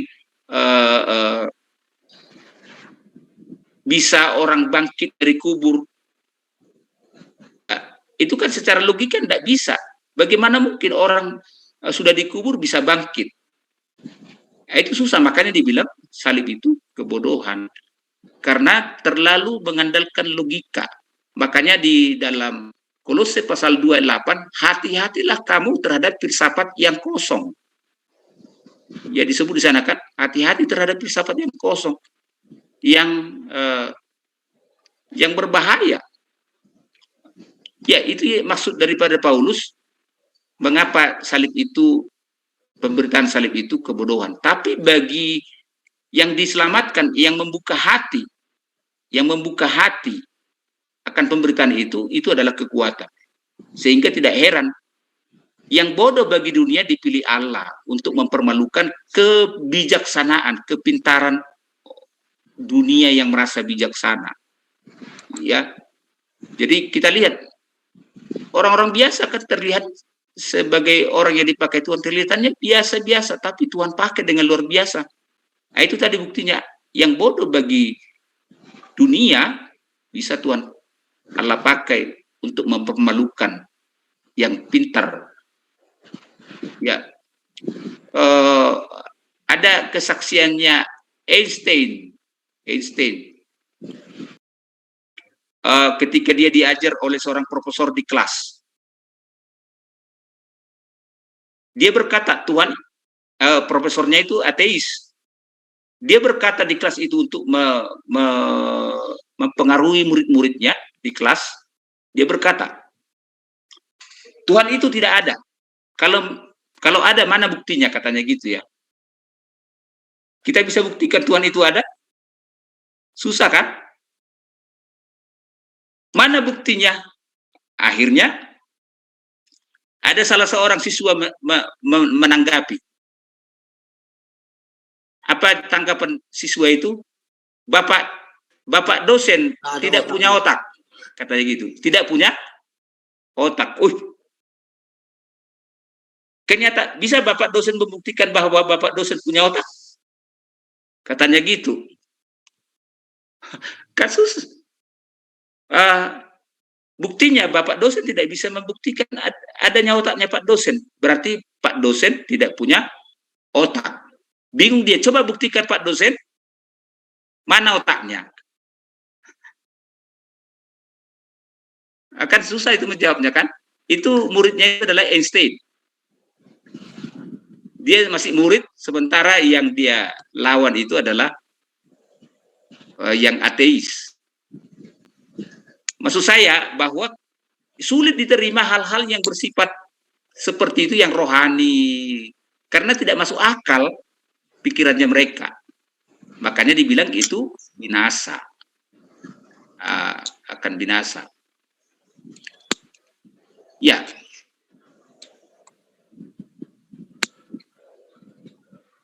bagi mereka. Jadi kebodohan ini artinya kasar ini ya, dungu, lemah, pikiran bebal, dan menjadi bahan tertawaan.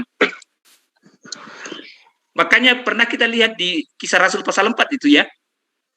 Kalau kita baca, mari kita baca Kisah Rasul pasal 4. Di ayat berapa itu ya? Si Petrus yang Tuhan pakai, Kisah Rasul 4. Yang dibilang orang biasa di Kisah Rasul 4. Si Petrus dianggap orang biasa di pasal 4 kah itu, Bapak Ibu? Kisah Rasul pasal berapa itu, Bapak Ibu? Yang mengatakan bahwa ketika dia menyembuhkan yang orang buta kah itu di depan bait Allah, di Kisah Rasul berapa itu, Bapak Ibu? Coba. Pasal 3 ayat 6. Pasal 3 kan? Ya. Coba dibaca, Pak.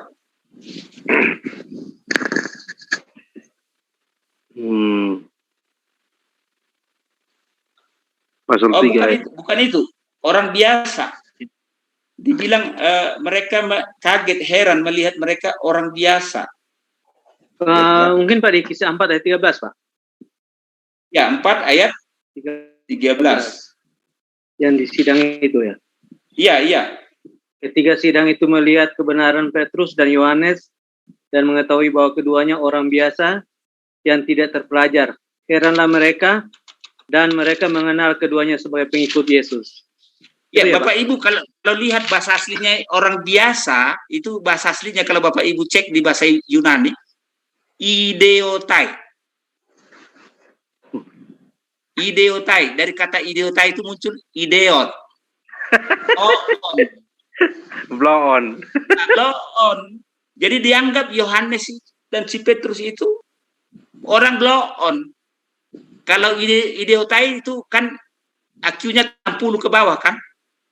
Kasarannya yang 60 ke bawah itu biasanya sampai meleleh air liurnya dari sini. Dari mulut kiri kanan.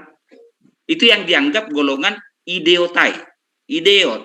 Jadi diumpamakan disebut si Petrus seperti itu orang biasa. Ideot. Agak kasar cuma bahasa Indonesia diperhalus ya. Kalau bahasa aslinya itu ideotai. Ideot. Makanya apa yang bodoh bagi dunia dipilih Allah, mempermalukan yang berhikmat. Jadi sehingga salib itu menjadi kekuatan bagi orang yang percaya. Jangan kita remehkan dari penampilan seseorang, tapi Tuhan pakai dia dengan luar biasa, Bapak Ibu. Amin. Amin. Belum tentu penampilan itu menjadi jaminan. Yang lebih jaminan adalah urapan. Haleluya. Urapan itu ya Bapak Ibu ya. Ya, itu maksud dari pernyataan di ayat ini ya, kebodohan. Jadi harus kita lihat secara keseluruhan konteks tersebut. Jadi dalam memahami firman Allah, ada kalanya perlu kita lihat secara satu perikop atau ayat sebelum dan ayat sesudah, sehingga kita bisa memahami secara menyeluruh.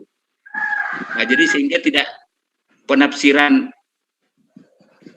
masa bodoh tapi masa kini, tafsiran Alkitab masa kini. Ya, jadi itu konteks sesudahnya itu perlu kita lihat secara menyeluruh, sehingga yang disebut kebodohan itu adalah karena ada dua paham, orang Yahudi dan Yunani. Nah, bahaya nih kalau di gereja menyusup dua golongan ini susah ini mengalami mujizat ini. Susah mengalami pertobatan juga, susah ini. Semua serba dikritik. Kesaksian Billy Graham pernah dia cerita di bukunya, saya baca di bukunya. Ada majelis ketika dia khotbah, majelis menegur dia, Pak Billy Graham dasinya kepanjangan. Wah, dia dengar kepanjangan. Nah, terus dia minggu berikutnya dia betulkan.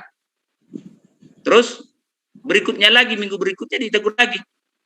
Pak Billy Graham, dasinya kependekan. Ya, hari berikutnya kayaknya akhirnya jengkel si Billy Graham ini, selalu salah bagi dia. Kepanjangan perlu saya potong ini. Salah, Pak. Iya, lidahmu yang perlu saya potong ini, kepanjangan. Terlalu banyak. Ya, berani juga dia ya, Billy Graham itu ngomong gitu. Jadi saya baca di bukunya, dia bersaksi. Kena orang bilang matamu. Ya. Aduh. Oke, Bapak Ibu, sampai di sini pertemuan kita. Ternyata tidak bisa kita masuk ke 2 Korintus. Terlalu lama tadi kita berkecimpung dalam hal perkawinan dan seks. Ya, sampai di sini Bapak Ibu. Tuhan kiranya berkati kita. Besok kita ketemu lagi. Mari didokumentasikan dulu sebelum kita tutup dalam doa. Silakan. Baik. Terima kasih Pak Dosen. Dan kita ambil foto. Mohon kepada Bapak Ibu semuanya dibuka kameranya. Pak Jeffrey, Pak Jo.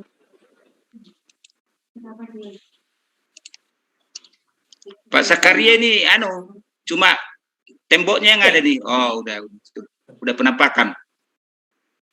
Ibu Jeffrey, foto. Ambil slide yang pertama, 1, 2, 3.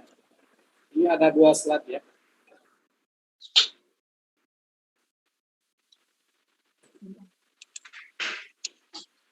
Slide yang kedua,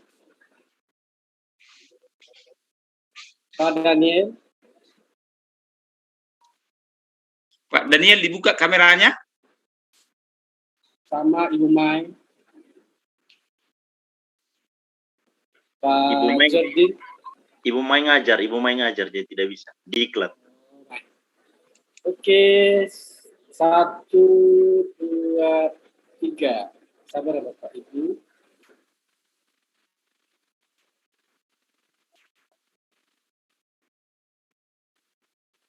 Baik Pak Dosen, silakan Pak Dosen. Silakan Pak Hans yang tutup kita dalam doa. Mari Pak.